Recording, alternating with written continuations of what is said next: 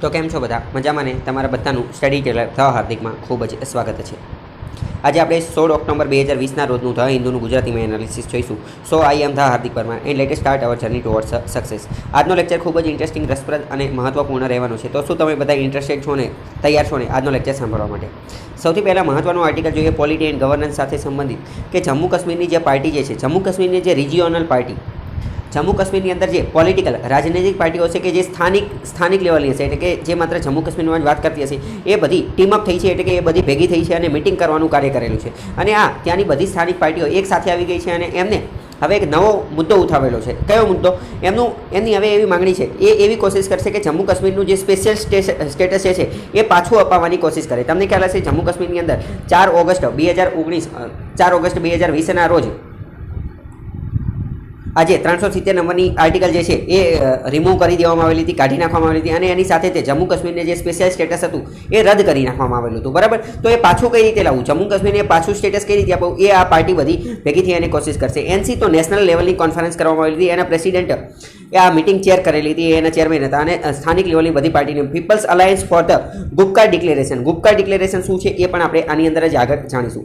આ બધી પાર્ટી જે છે એને આની પહેલાં 4 ઓગસ્ટે ગયા વર્ષે, એટલે કે 2019ની અંદર 4 ઓગસ્ટે તે જમ્મુ કાશ્મીરનું સ્ટેટસ જે છે એ રિમૂવ કરી દીધેલું હતું અને અત્યારે આ શું કરશે? To fight for Jammu Kashmir special status, Jammu કાશ્મીરના સ્પેશિયલ સ્ટેટસ વિશે લડવાનું કાર્ય કરશે। Fight for the restoration of 4 August 2019એ 370 નંબરની કલમ કાઢી અને જમ્મુ કાશ્મીર અને લદ્દાખને યુનિયન ટેરેટરી, કેન્દ્ર શાસિત પ્રદેશ બનાવેલા હતા। તો 4 ઓગસ્ટ પહેલાં જમ્મુ કાશ્મીરનું જે સ્પેશિયલ સ્ટેટસ હતું એ લાવવાની કોશિશ કરશે। એની માટે એ બંધારણીય લડતને એ બધું રમશે, રિટર્ન બધા જ પ્રકારના અધિકારો, રાઇટ્સ જમ્મુ કાશ્મીરના લોકોને આપવાની કોશિશ કરશે। 370 નંબરની કલમ પાછી લાવવાની કોશિશ કરવાનું કાર્ય કરશે। The alliance of this regional forces, ત્યાંની જે સ્થાનિક પાર્ટીઓ જે છે એ બધી સાથે આવી અને એક એલાયન્સ જોડાણ બનાવેલું છે, જેમાં પીડીપી પીપલ્સ ડેમોક્રેટિક પાર્ટી, પીસી પીપલ્સ કોન્ફરન્સ અને સીપીએમઆઈ, આ બધા લોકો, સીપીઆઈ જે છે એ બધા એક સાથે આવી ગયેલા છે અને આ કાર્ય કરે છે। બીજેપી ભાજપ સરકાર જે છે એ આ બધી પાર્ટીનો વિરોધ કરી રહી છે, એની સામે પ્રોટેસ્ટની એ બધું વસ્તુ કરી રહી છે। આ બધી વસ્તુ પોલિટિકલ રિલેટેડ હતી, પરીક્ષામાં કંઈ પૂછાય નહીં। આપણી માટે મહત્વનું છે ગુપકાર ડિક્લેરેશન। ગુપકાર ડિક્લેરેશન શું છે? તો 4 ઓગસ્ટ 2019 આ યુનિયન ગવર્મેન્ટ, કેન્દ્ર સરકાર દ્વારા શું કાર્ય કરવામાં આવ્યું હતું? ખાસ કરીને વધારે સ્પેસિફિક વર્ડ વાપરીએ તો રાષ્ટ્રપતિ દ્વારા જે 370 નંબરની કલમ હતી કઈ જગ્યાએ, તો કે જમ્મુ કાશ્મીરની અંદર એ એબ્રોગેટ રદ કરી દેવામાં આવેલી હતી। પરંતુ આ એવું નથી કે 4 ઓગસ્ટે તાત્કાલિક રદ કરી દેતી હતી। 4 ઓગસ્ટના થોડા સમય પહેલાં, એટલે કે 1 ઓગસ્ટ 2 ઓગસ્ટ 3 ઓગસ્ટ એના થોડા સમય પહેલાંની વાત કરીએ તો ત્યારે જમ્મુ કાશ્મીરની અંદર ઘણી બધી મૂવમેન્ટ જોવા મળેલી હતી ભારત સરકાર દ્વારા। ત્યાં પહેલાં તો શાંતિ, કાયદો, વ્યવસ્થા એ બધું જાળવી રાખવા માટે ઘણી બધી ફોર્સ ત્યાં ડેપ્લોય કરી દીધેલી હતી, બરાબર? પછી અહીંયા જે બધા ટુરિસ્ટ લોકો હતા એ બધાને તાત્કાલિક ત્યાંથી કાઢી નાખવામાં આવેલા હતા। એટલે આ બધી વસ્તુ થતી હતી, એટલે ત્યાંના જે લોકલ લીડર્સ હતા, ત્યાંની જે લોકલ રિજિયોનલ પાર્ટી હતી, એમને થોડો ઘણો અંદાજ તો આવી જ ગયેલો હતો કે કંઈક મોટી વસ્તુ થવાની છે, એટલે કંઈક મોટી વસ્તુ થવાની છે। એટલે એની માટે તે 4 ઓગસ્ટ 2019ના દિવસે એમને બધા ત્યાંની સ્થાનિક લેવલના લોકો હતા એ બધા ભેગા થયેલા હતા। ખાસ કરીને તો આ જેકેએનસી, જેકેઆરડી ના બધા અહીંયા લખેલા એ બધા લોકો પોલિટિકલ લીડર ભેગા થયેલા અને એમને એક વસ્તુ નક્કી કરેલી હતી, જે ડિક્લેરેશન, જે વાતચીત કરેલી હતી એને નામ આપેલું ગુપકાર ડિક્લેરેશન, જેમાં એમને શું વાત કે ફર્સ્ટ ગુપકાર ડિક્લેરેશન એ સાઇન કરવામાં આવેલું હતું। કેની માટે? તો કે 370 નંબરની કલમ જ્યારે એબ્રોગેટ થઈ તરત પછી એમને આ સાઇન કરેલું હતું। આ બધા લોકો ક્યાં ભેગા થયા હતા? તો ફારૂક અબ્દુલ્લા જે છે, ફારૂક અબ્દુલ્લા એના નિવાસ સ્થાને, જે ગુપકર રિવર્સ્ટેન જે છે એમનું રેસિડન્સ, એમનું નિવાસ સ્થાન ત્યાં મળેલું હતું અને ડિસ્કસ, ચર્ચા કરેલી હતી। Situation triggered by the massive ડેવલપમેન્ટની આ બધી વાત કરેલી હતી, ત્યાં જે કાઢવામાં આવેલું હતું એટલે એ વાત કરી, કારણ કે એમને પહેલાં જ અંદાજ આવી ગયેલો તો હવે કંઈક મોટું થવાનું છે।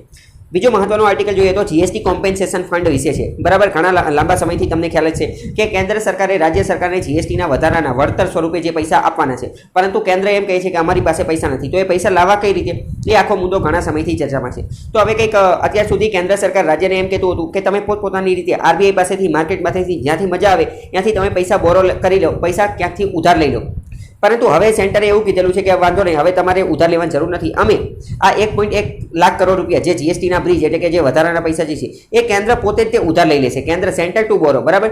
રાજ્યની માટે કેન્દ્ર ખુદ બોરો એટલે કે ઉધાર લેશે અને એને પહોંચાડશે, બરાબર? કેન્દ્ર સરકારે આની પહેલા જે સજેશન આપેલા હતા એ અમુક રાજ્ય માનતા હતા અને અમુક રાજ્ય માનતા નતા, એટલે હવે અત્યારે મધ્યસ્થ લેવલનો રસ્તો એ કાઢવામાં આવ્યો કે કેન્દ્ર સરકાર તે રાજ્ય સરકાર માટે આ બધા પૈસા જે છે જીએસટી કોમ્પેન્સેશન વધારાના પૈસા એ બોરો કરી લેશે। આને એક રીતે બેક ટુ બેક લોન આપવામાં નામ કીધેલું છે કે કેન્દ્ર સરકાર પહેલા પૈસા ઉધાર લેશે, પછી એ રાજ્ય સરકારને પૂરા પાડશે, બરાબર? બેક ટુ બેક અને ધેર ઓન બુક્સ। અને આનું જે લોન ને આ બધી વસ્તુ જે છે એ હવે કેન્દ્ર સરકારના ખાતામાં લખાશે। પહેલા જો રાજ્ય સરકાર એ લોન લેત આ બ્રિજ પૂરો કરવા માટે અથવા તો આ જે વધારાની ખપત જે છે એ જીએસટીના પૈસા લેવા માટે, તો એ લોન જે છે એ કોના રાજ્યના ખાતામાં હોય, પરંતુ હવે એ કેન્દ્રના ખાતામાં આવેલી છે. અહીંયા થોડીક ડેફિસિટની એ બધાની વાત કરીએ તો અહીંયા આપણે જોઈ શકીએ છીએ 2018ની વાત કરીએ 2018ની અંદર તો 21,000 જેટલા પૈસા જે છે એ વધારાના જીએસટી ફંડની અંદર આવેલા હતા. ફાઇનાન્શિયલ યર 2019ની વાત કરીએ તો 25,000 જેટલા વધારાના પૈસા આવેલા હતા. આ બધા પૈસા જે છે એ કરોડમાં છે, એ પણ જોઈ લઈએ. અને 2020ની અંદર વાત કરીએ 2020ની અંદર તો 70,000 કરોડ રૂપિયાની શોર્ટફોલ એટલી ખપત એટલા ઓછા આવેલા હતા. જીએસટી કોમ્પેન્સેશન ફંડની અંદર આટલા પૈસા ઓછા આવેલા હતા, એટલે આટલાની ઘટ પડેલી હતી. તો એ પૈસા પૂરા કરવા માટે લોન લેવી ખૂબ જરૂરી હતી. The issue of debt under a special window, એક સ્પેશિયલ વિન્ડોની રચના કરવામાં આવશે, જેના અંદરથી આ ડેબ એટલે કે ઉધાર પૈસા લેવામાં આવશે. ઓરિજિનલ પ્રપોઝલ શું હતું? કેન્દ્ર સરકારે પહેલા ઓરિજિનલ પ્રપોઝલ એવું આપેલું હતું 41મી જીએસટી કાઉન્સિલની મિટિંગમાં કે રાજ્ય જે છે એ પોતપોતાની રીતે પૈસા ઉધાર લઈ લે, પરંતુ હવે એમ કીધું કે ના હવે રાજ્યને લેવાની જરૂર નથી, કેન્દ્ર પોતે તે લઈ લેશે. Centre head said that the shortfall on account would be borrowed by state. 41મા નંબરની મિટિંગમાં શું કીધું કેન્દ્ર સરકારે કે રાજ્યએ પોતપોતાની રીતે ઉધારને એ બધું લેવું પડશે, પરંતુ હવે એવું કીધું કે સ્પેશિયલ વિન્ડો બનાવવામાં આવશે, કોઓર્ડિનેટેડ બાય ફાઇનાન્સ મિનિસ્ટર એની મદદ કરશે અને કેન્દ્ર પોતે તે પૈસા ઉધાર લઈ અને રાજ્યને આપશે. અહીંયા એક વર્ડ આપેલો છે એન્ડેવિયર. એન્ડેવિયરનો મતલબ થાય અથાગ પરિશ્રમ, ઘણો બધો હાર્ડવર્ક એટલે કે વધારે મહેનત કરતા હોય એ. બરાબર. અહીંયા પણ જો આ બધી વસ્તુ આપેલું છે કે કોનું કેટલું શોર્ટફોલ છે. Gap between states protected GST revenue 14% annual growth સાથે એ બધા પૈસા વળતર સ્વરૂપે આપવાના છે. તો અહીંયા કોને કેટલા આપવાના છે, કયું શોર્ટફોલ છે, એ બધું અહીંયા આપેલું છે. પોઝ કરીને જોઈ શકો છો. બીજો મહત્વનો આર્ટિકલ જોઈએ તો ફરીથી અરુણાચલ પ્રદેશ ચર્ચામાં છે અને અસમને આ બધા ચર્ચામાં છે. નોર્થ ઇસ્ટની અંદર બોડોલેન્ડ ટેરિટોરિયલ કાઉન્સિલ જે છે એ ચર્ચામાં છે.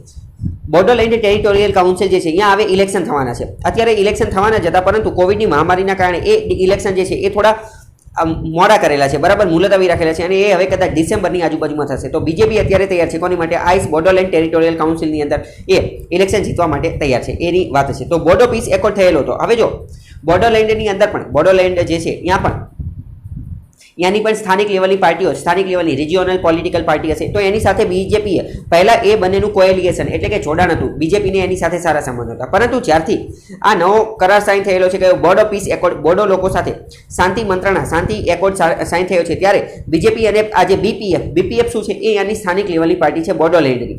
એ બંને વચ્ચેના જે સંબંધો જે છે એની અંદર ડ્રિફ્ટ એટલે કે ખાઈ આવી ગઈ છે. બંને એકબીજાના વિરુદ્ધ દિશામાં દૂર બંનેના સંબંધો વણસી ગયેલા છે. આ નવો બોર્ડ એકોર્ડ જાન્યુઆરીમાં સાઇન થયો એની પછી એ શું હતો ને એ બધું આપણી માટે મહત્વનું નથી.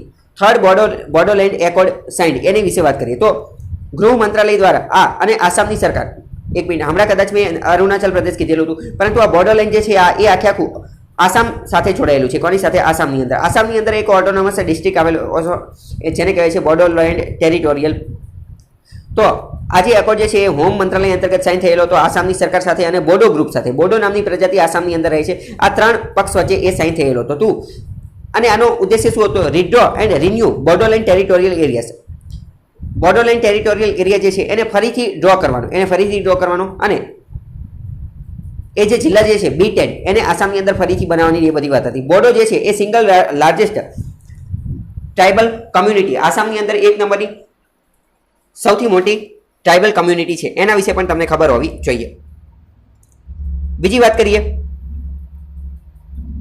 તો the purpose of this accord. આ એકોર્ડની થોડી વાત કરીએ તો બોડો ગ્રુપ અને including banned Assam based insurgent group, અમુક જે આસામની અંદર ઇન્સર્જન્ટ એટલે કે બળવાવાળા ગ્રુપ જે છે એ બધાને સાથે રાખીને પણ આ કરાર કરવામાં આવેલો હતો. એ અહીંયા જો મેપની અંદર પણ જોઈ શકો છો, અહીંથી બ્રહ્મપુત્ર નદી નીકળે છે ને એ બધું. બરાબર. તો આ આસામ વિશે થોડી ઘણી ખબર હોવી જોઈએ. બીજો આર્ટિકલ જોઈએ તો કેન્દ્ર સરકાર જે છે એ centre firm on one solution વિશે વાત કરવામાં આવી છે. તો વન સોલ્યુશન શું છે? કેન્દ્ર સરકાર એના વિશે શું કહે છે? સેસ રિયો શું છે? તો રિયો ખબર હોવી જોઈએ. આ નેફ્યુ રિયોની વાત કરે છે. નેફ્યુ રિયો કોણ છે? તો કે નાગાલેન્ડના સીએમ મુખ્યમંત્રી છે. તો કેન્દ્ર સરકારે એક આપેલું છે વન સોલ્યુશન શું છે એ વાત કરીએ. તમને ખ્યાલ જ હશે નાગાલેન્ડની અંદર નાગા પ્રજાતિના લોકો જે છે એમની એક માંગણી છે કે ગ્રેટર નાગાલિંગમ અથવા તો નવું નાગાલેન્ડ નવો દેશ બનાવો છે કે જેની અંદર નાગા પ્રજાતિના લોકોને સામેલ કરે, નવું બંધારણ, નવું રાષ્ટ્રધ્વજ, એ બધું આપણો. તો એ જ આખો મુદ્દો છે. નેફ્યુ રિયો વિશે તમને ખબર છે. આવી રીતે જો અહીંયા મેપની અંદર દર્શાવેલું છે એક નવો દેશ બનાવો છે. નાગાલેન્ડના ચીફ મિનિસ્ટરે કીધેલું છે કે કેન્દ્ર સરકારે એક મેસેજ આપેલો છે one solution for Naga political issues. નાગાલેન્ડની અંદર જેટલા પણ નાગા પ્રજાતિના લોકોના જેટલા પણ રાજનૈતિક ઇસ્યુ છે, પોલિટિકલ ઇસ્યુ છે એ બધા માટે એક જ સોલ્યુશન આપવામાં આવશે. એ મુદ્દો અત્યારે ચર્ચામાં છે. બરાબર. બાકી બધું પોલિટિકલ છે તો એટલું બધું મહત્વનું છે નહીં. બીજો આર્ટિકલ જોઈએ તો આ અતિ મહત્વનો છે. મેઇન્સમાં આના ઉપરથી પ્રશ્ન પૂછવાના ચાન્સ વધુ રહેલા છે. સુપ્રીમ કોર્ટ દ્વારા એક વાત કહેવામાં આવેલી છે. શું? તો કે મહિલાઓની વિરુદ્ધમાં જે ડોમેસ્ટિક વાયોલન્સ અથવા મહિલાઓની વિરુદ્ધમાં જે હિંસા વાયોલન્સ થઈ રહ્યો છે એનો કોઈ અંત આવેલો નથી. કેન્દ્ર સરકારે અને સરકારે કંઈક કાર્ય કરવું જોઈએ કે જેના કારણે વુમન ઉપર ક્રાઇમ અગેન્સ્ટ વિમેન અથવા તો વાયોલન્સ અગેન્સ્ટ વિમેન, મહિલાઓ ઉપર જે અત્યાચાર, ગુના ને એ બધું થાય છે, હિંસા થાય છે, એ અટકે અથવા એની અંદર થોડો ઘણો ઘટાડો થાય એવી કોશિશ કરવી જોઈએ. Crime against women continued to never ending cycle. ભારતની અંદર આ એક રીતે નેવર એન્ડિંગ સાયકલ તરીકે જોવા મળે છે. આ પૂરા થતા જ નથી. મહિલા ઉપર દિવસે ને દિવસે જે ક્રાઇમ થાય છે, વાયોલન્સ થાય છે, એનું પ્રમાણ વધી રહ્યું છે. Women in India faced violence and discrimination. મહિલાઓને ભારતની અંદર અલગ અલગ જગ્યાએ હિંસા અને ડિસ્ક્રિમિનેશન, ભેદભાવનો શિકાર બનવું પડે છે. અલગ અલગ રોલ તરીકે એમને અલગ અલગ પ્રકારના ભેદભાવને, અલગ અલગ પ્રકારનો વાયોલન્સ, હિંસાનો શિકાર, જેમ કે પુત્રી તરીકે, બહેન તરીકે, વાઇફ તરીકે, મધર તરીકે, પાર્ટનર તરીકે, સિંગલ વુમન તરીકે, બધી જગ્યાએ એમને અલગ અલગ ડિસ્ક્રિમિનેશન, અલગ અલગ પ્રકારનો વાયોલન્સ, હિંસાનો ભોગ બનવું પડે છે. સુપ્રીમ કોર્ટે શું અવલોકન કરી એની વાત કરીએ તો 2005ની અંદર એક law against domestic harassment as a milestone. 2005ની અંદર સુપ્રીમ કોર્ટે એક વાત કીધેલી હતી. કઈ વાત? તો કે મહિલાઓની વિરુદ્ધમાં જેટલા પણ ડોમેસ્ટિક હેરેસમેન્ટ, ઘરેલું હિંસા અને આ બધી વસ્તુ થાય છે, એ એક રીતે માઇલસ્ટોન છે, એને આપણે અટકાવવો જોઈએ, તાત્કાલિક અટકાવવો જોઈએ. Domestic violence. અને ત્યારે 2005ની અંદર સુપ્રીમ કોર્ટે એક વસ્તુ એ પણ જોયેલી હતી કે ડોમેસ્ટિક વાયોલન્સ, ઘરેલું હિંસાની અંદર, ઘરની અંદર પતિ દ્વારા અથવા બીજા સગા સંબંધીઓ દ્વારા મહિલા ઉપર જે હિંસા, વાયોલન્સ, મારપીટને એ બધું કરવામાં આવે છે, એ એક રીતે લિસ્ટ રિપોર્ટેડ છે. એ બધા કેસ તો એવા હોય છે કે જે રિપોર્ટ થતા જ નથી. મહિલાઓ આવી બધી વસ્તુને રિપોર્ટ કરતી જ નથી. ઘણી બધી મહિલાઓ હવે આને એક રીતે કલ્ચર તરીકે લઈ લીધો છે. ભારત એક રીતે પેટ્રિયાર્કલ સોસાયટી એટલે કે પિતૃ પ્રધાન દેશ છે. તો ઘણી બધી મહિલાઓએ આને એક રીતે કલ્ચર અથવા તો કસ્ટમ તરીકે લઈ લીધો છે કે બરાબર એના નસીબમાં જ એવું લખેલું છે, અથવા તો એ મહિલા છે એટલે પતિ તરફથી અથવા તો એના જે બધા ઘરના બીજા સગા સંબંધીઓ જે છે એની તરફથી એને વાયોલન્સ થાય, એ એક રીતની સ્વાભાવિક વસ્તુ તરીકે લઈ લીધો છે. એટલે આવા મોટા ભાગના કેસ જે છે એ રિપોર્ટ થતા નથી, લિસ્ટ રિપોર્ટેડ, એવું સુપ્રીમ કોર્ટે 2005ની અંદર અવલોકન કરેલું હતું. બીજું હવે મેઇન્સ લેવલનું અને અમુક ડેટાની એ બધી વસ્તુ જોઈએ કે ભારતની અંદર જે મહિલાઓની અંદર વાયોલન્સ, હિંસાનું પ્રમાણ વધે છે તો એની વાત કરીએ. Rise in violence against women. NCWની વાત કરીએ તો નેશનલ કમિશન ફોર વિમેન, એના અંતર્ગત એને રેકોર્ડ કરેલું છે, ઘણા બધી વસ્તુ નોંધ રાખેલી છે. કઈ? તો કે જેન્ડર બેઝડ વાયોલન્સની અંદર છેલ્લા ઘણા સમયથી વધારો થયો છે. જેન્ડર બેઝડ વાયોલન્સની અંદર એવી આર્ગ્યુ કરવામાં આવી છે, એવી ટિપ્પણી કરવામાં આવી છે કે નેશનલ લોકડાઉનના કારણે મહિલાઓની અંદર ડોમેસ્ટિક વાયોલન્સ, ઘરેલું હિંસાનું પ્રમાણ વધેલું છે. કારણ કે લોકડાઉનના કારણે શું થતું હતું કે બધા લોકો ઘરની અંદર પેક થઈ ગયેલા હતા, પૂરાઈ ગયેલા હતા. સાથે લોકડાઉનના કારણે ઇકોનોમિક એક્ટિવિટી બંધ હતી, રિસેશન, મંદીનો માહોલ હતો, લોકોની જોબ, રોજગારી, નોકરી આ બધું પણ જતું રહ્યું હતું. વર્ક સ્ટ્રેસ ને આ બધી વસ્તુ હતું, પગારની અનસર્ટિનિટી હતી કે પગાર આવશે કે નહીં આવે, પૈસા ક્યાંથી લાવવાના. તો આ બધી વસ્તુના કારણે પુરુષ અને ખાસ કરીને અન્ય રિલેટિવને આ બધા લોકોના મગજની અંદર સ્ટ્રેસ જે છે એ ભરાઈ ગયો હતો, બરાબર. ચિંતા ને કંટાળાને આ બધી વસ્તુ થઈ ગઈ હતી. તો આ સ્ટ્રેસને એ બધું ઉતારવાનું એક વસ્તુ જે છે એ મહિલા ઉપર આનો વધારે ને વધારે અસર જોવા મળતી હતી. એટલે એમની ઉપર વાયોલન્સને આ બધી વસ્તુનું પ્રમાણ વધેલું.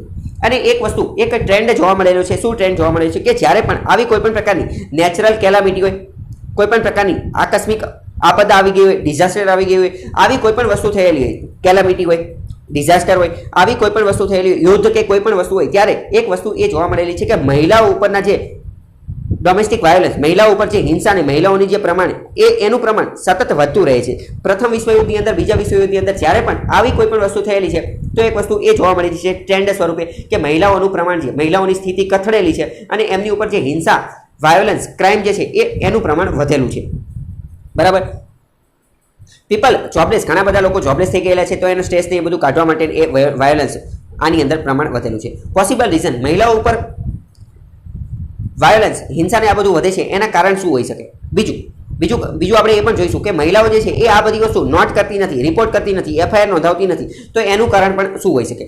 પહેલું તો પ્રાઇવસી. મહિલાઓ પાસે એટલી પ્રાઇવસી હોતી નથી કે એ પોલીસ સ્ટેશને અથવા બીજી કોઈ પણ જગ્યાએ જઈ અને રિપોર્ટ નોંધાવી શકે, અથવા બીજા કોઈ વ્યક્તિને જઈ અને કહી શકે કે મારી સાથે આવું થાય છે. કારણ કે મહિલા પોતાના ઘરની અંદર તે એમને બંધ કમરાની અંદર પૂરેલી હોય છે, તો એને બહાર જવાની એટલી બધી સ્વતંત્રતા હોતી નથી. જોકે ભારતનું બંધારણ તો આ બધી સ્વતંત્રતા આપે છે, પરંતુ આપણી જે પેટ્રિયાર્કલ સોસાયટી, પિતૃ પ્રધાન સોસાયટી, આપણા ઘરની અમુક પરંપરાને એ બધાના કારણે મહિલાઓને એટલી બધી સ્વતંત્રતા, પ્રાઇવસીને એ બધું આપવામાં આવતી નથી. લેક ઓફ પ્રાઇવસી, એટલે એ બીજા લોકો સુધી રીચ કરી શકતી નથી. બીજું, ફ્રસ્ટ્રેશન અમોંગ મેલ્સ, એટલે કે પુરુષોની અંદર જે ફ્રસ્ટ્રેશનનો મતલબ કે નફરત એ બધું, અથવા તો પુરુષની અંદર જ્યારે એ સ્ટ્રેસમાં આવે કે બીજું કંઈ થાય, એ ગમે ત્યારે ફ્રસ્ટ્રેટ થાય તો એ પોતાની બધી ફ્રસ્ટ્રેશન જે છે એ મહિલા ઉપર, એનો જે એનેક્સાઇટી, કંટાળો, એ બધી વસ્તુ જે છે એ ડાયરેક્ટ એ કોની ઉપર ઉતારે છે? મહિલા ઉપર હોય છે. મહિલા જે છે એ એક રીતે ઇઝી ટાર્ગેટ બની જાય છે. એ પોતાની બધી વસ્તુ, માની લો કે કોઈ પુરુષ છે, કોઈ મેલ છે, એને ઓફિસની અંદર બોસ દ્વારા દાટ પડેલી હોય અથવા બોસ દ્વારા ખચકાવવામાં આવેલું હોય કે આવું કંઈ થયેલું હોય તો એ ડાયરેક્ટ એ પોતાની ફ્રસ્ટ્રેશન જે છે એ મહિલા ઉપર ઉતારે છે, પોતાની પત્નીને એની ઉપર ઉતારે છે. આવું બધું રિપોર્ટ દ્વારા જણાવવામાં આવે કે તે જોબ, સેલરી, લાઇવલીહુડ, આજીવિકા આ બધાની વસ્તુ જે છે એ એની ઉપર ઉતારવામાં છે. એક રીતે આપણી પેટ્રીઆર્કલ સોસાયટી છે.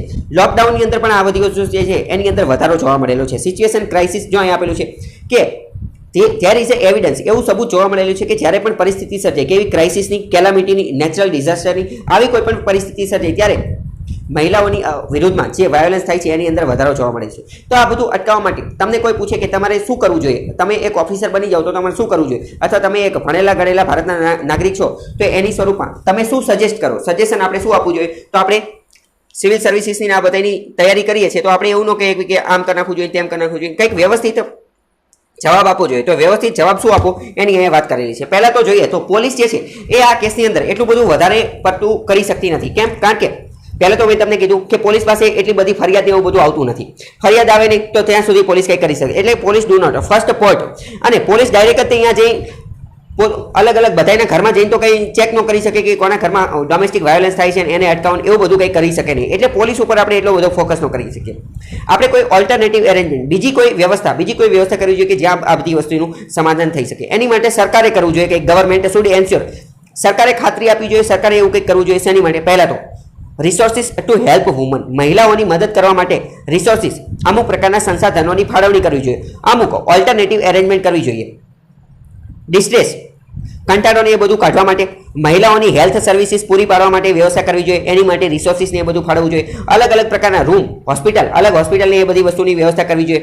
ઇન્સ્પાયરેશન, હવે જો ફ્રાન્સ દ્વારા આ વસ્તુની અંદર ખૂબ સારી એવી વસ્તુ કરવામાં આવી છે. જો અહીંયા બીજું એ પણ યાદ રાખવાનું છે કે ડોમેસ્ટિક વાયોલન્સ શું ભારતની અંદર જોવા મળે છે મહિલાઓની અંદર? તો ના, એવું નથી. આખા વિશ્વની અંદર જોવા મળે છે, યુરોપમાં ત્યાં બધી પણ જોવા મળે છે. તો ફ્રાન્સ પાસેથી આપણે એક વસ્તુ શીખી શકીએ છીએ. શું વસ્તુ શીખીએ એ આપણે અહીંયા જોઈએ. તો આ બાબતે આપણે ફ્રાન્સ પાસેથી ઘણું શીખી શકીએ છીએ. ફ્રાન્સ પાસેથી આપણે શું શીખી શકીએ? તો ફ્રાન્સ જે છે એણે શું કાર્ય કરેલું? પહેલાં તો એણે અનાઉન્સ્ડ it would pay 20,000 hotel booking. હવે જે કોઈ પણ વ્યક્તિ, જે કોઈ પણ મહિલા જે છે એને એના ઘરે ડોમેસ્ટિક વાયોલન્સનો જો ભોગ બનવું પડતું હશે, ઘરેલું હિંસાનો ભોગ બનવું પડતું હશે, તો એ પોતાના ઘર છોડી એને જતી રહેશે. પોતાના ઘર છોડી એને ક્યાં જશે? પોતાનું ઘર છોડી અને જો ક્યાંક હોટલમાં રહેવા જશે તો હોટલમાં રહેવા માટે સરકાર એને 20,000 રૂપિયા આપશે. કેટલા? 20,000 આપશે. ભારતની અંદર એવી કોઈ વ્યવસ્થા નથી. તો અત્યારે મહિલાઓ માટે એક મહત્વની વસ્તુ એ પણ હોય કે જો એ પોતાના ઘરે રહેતી હોય, પોતાના પતિ સાથે રહેતી હોય, તો જ્યાં એના પતિ તરફથી અથવા રિલેટિવ તરફથી ડોમેસ્ટિક વાયોલન્સનો ભોગ બને તો એ જાય ક્યાં? એ પોતાના માતા પિતાના ઘરે પણ જઈ શકતી નથી, કારણ કે ઇજ્જત અને આબરૂનો એ બધો સવાલ હોય છે. બીજે કંઈ પણ જઈ શકતી નથી. તો ફ્રાન્સે આવી એક વ્યવસ્થા કરેલી છે. બીજું, ફ્રાન્સ જે છે એ 1 મિલિયન પાઉન્ડ આપશે. 1 મિલિયન પાઉન્ડ આપશે. કોને? જો કોઈ સંગઠન, જો કોઈ સંસ્થા આગળ આવશે. કોની માટે? જો કોઈ એવું સંગઠન આગળ આવશે કે જે સંગઠન માત્ર એવું જ કાર્ય કરશે કે fight domestic abuse, domestic abuse સામે, ઘરેલું હિંસા અને ઘરેલું જે આ બધું થતું હોય મહિલાઓ વિરુદ્ધમાં, એવું કોઈ સંગઠન બનશે અને એવું સંગઠન જો એક એવી વ્યવસ્થા, એક એવું ઘર અથવા એવી સગવડ બનાવશે કે જ્યાં મહિલાઓને રહેવાનો આશરો એ બધું મળી રહે, તો એની માટે સરકાર જે છે એને 1 મિલિયન પાઉન્ડનું ઓર્ગેનાઇઝેશન જે હશે એને એટલું આપશે. બીજું, સરકારે એવી પણ વ્યવસ્થા કરેલી છે કે આસિસ્ટન્ટ પોઈન્ટ, એટલે કે મદદ માટેના કેન્દ્રોની વ્યવસ્થા કરેલી છે. એ અમુક એવા પોઈન્ટ છે કે જ્યાં મદદ મળી શકશે. કેવા પોઈન્ટ? સુપર માર્કેટની અંદર, ફાર્મસીની અંદર, એટલે કે મેડિકલ સ્ટોરની આ બધી જગ્યાએ એક રીતે સિક્રેટ રીતે આસિસ્ટન્ટ પોઈન્ટ, હેલ્પ સેન્ટર રાખેલા છે કે જ્યાં મહિલા જઈ અને મદદ માટે માંગી શકે છે. કારણ કે પોલીસ પાસે જઈ શકતી નથી, પરંતુ સુપર માર્કેટ હોય તો શું કે બજારમાં જવાના બહાને મહિલા અહીંયા જાય અને પછી પૂછી શકે. બરાબર? મેડિકલ સ્ટોર, ફાર્મસી હોય તો અહીંયા પોતાની કોઈ વસ્તુ લેવા માટે જાય અને એ બહાને એની હેલ્પ માંગી શકે છે. તો ફ્રાન્સ પાસેથી શીખી શકાય.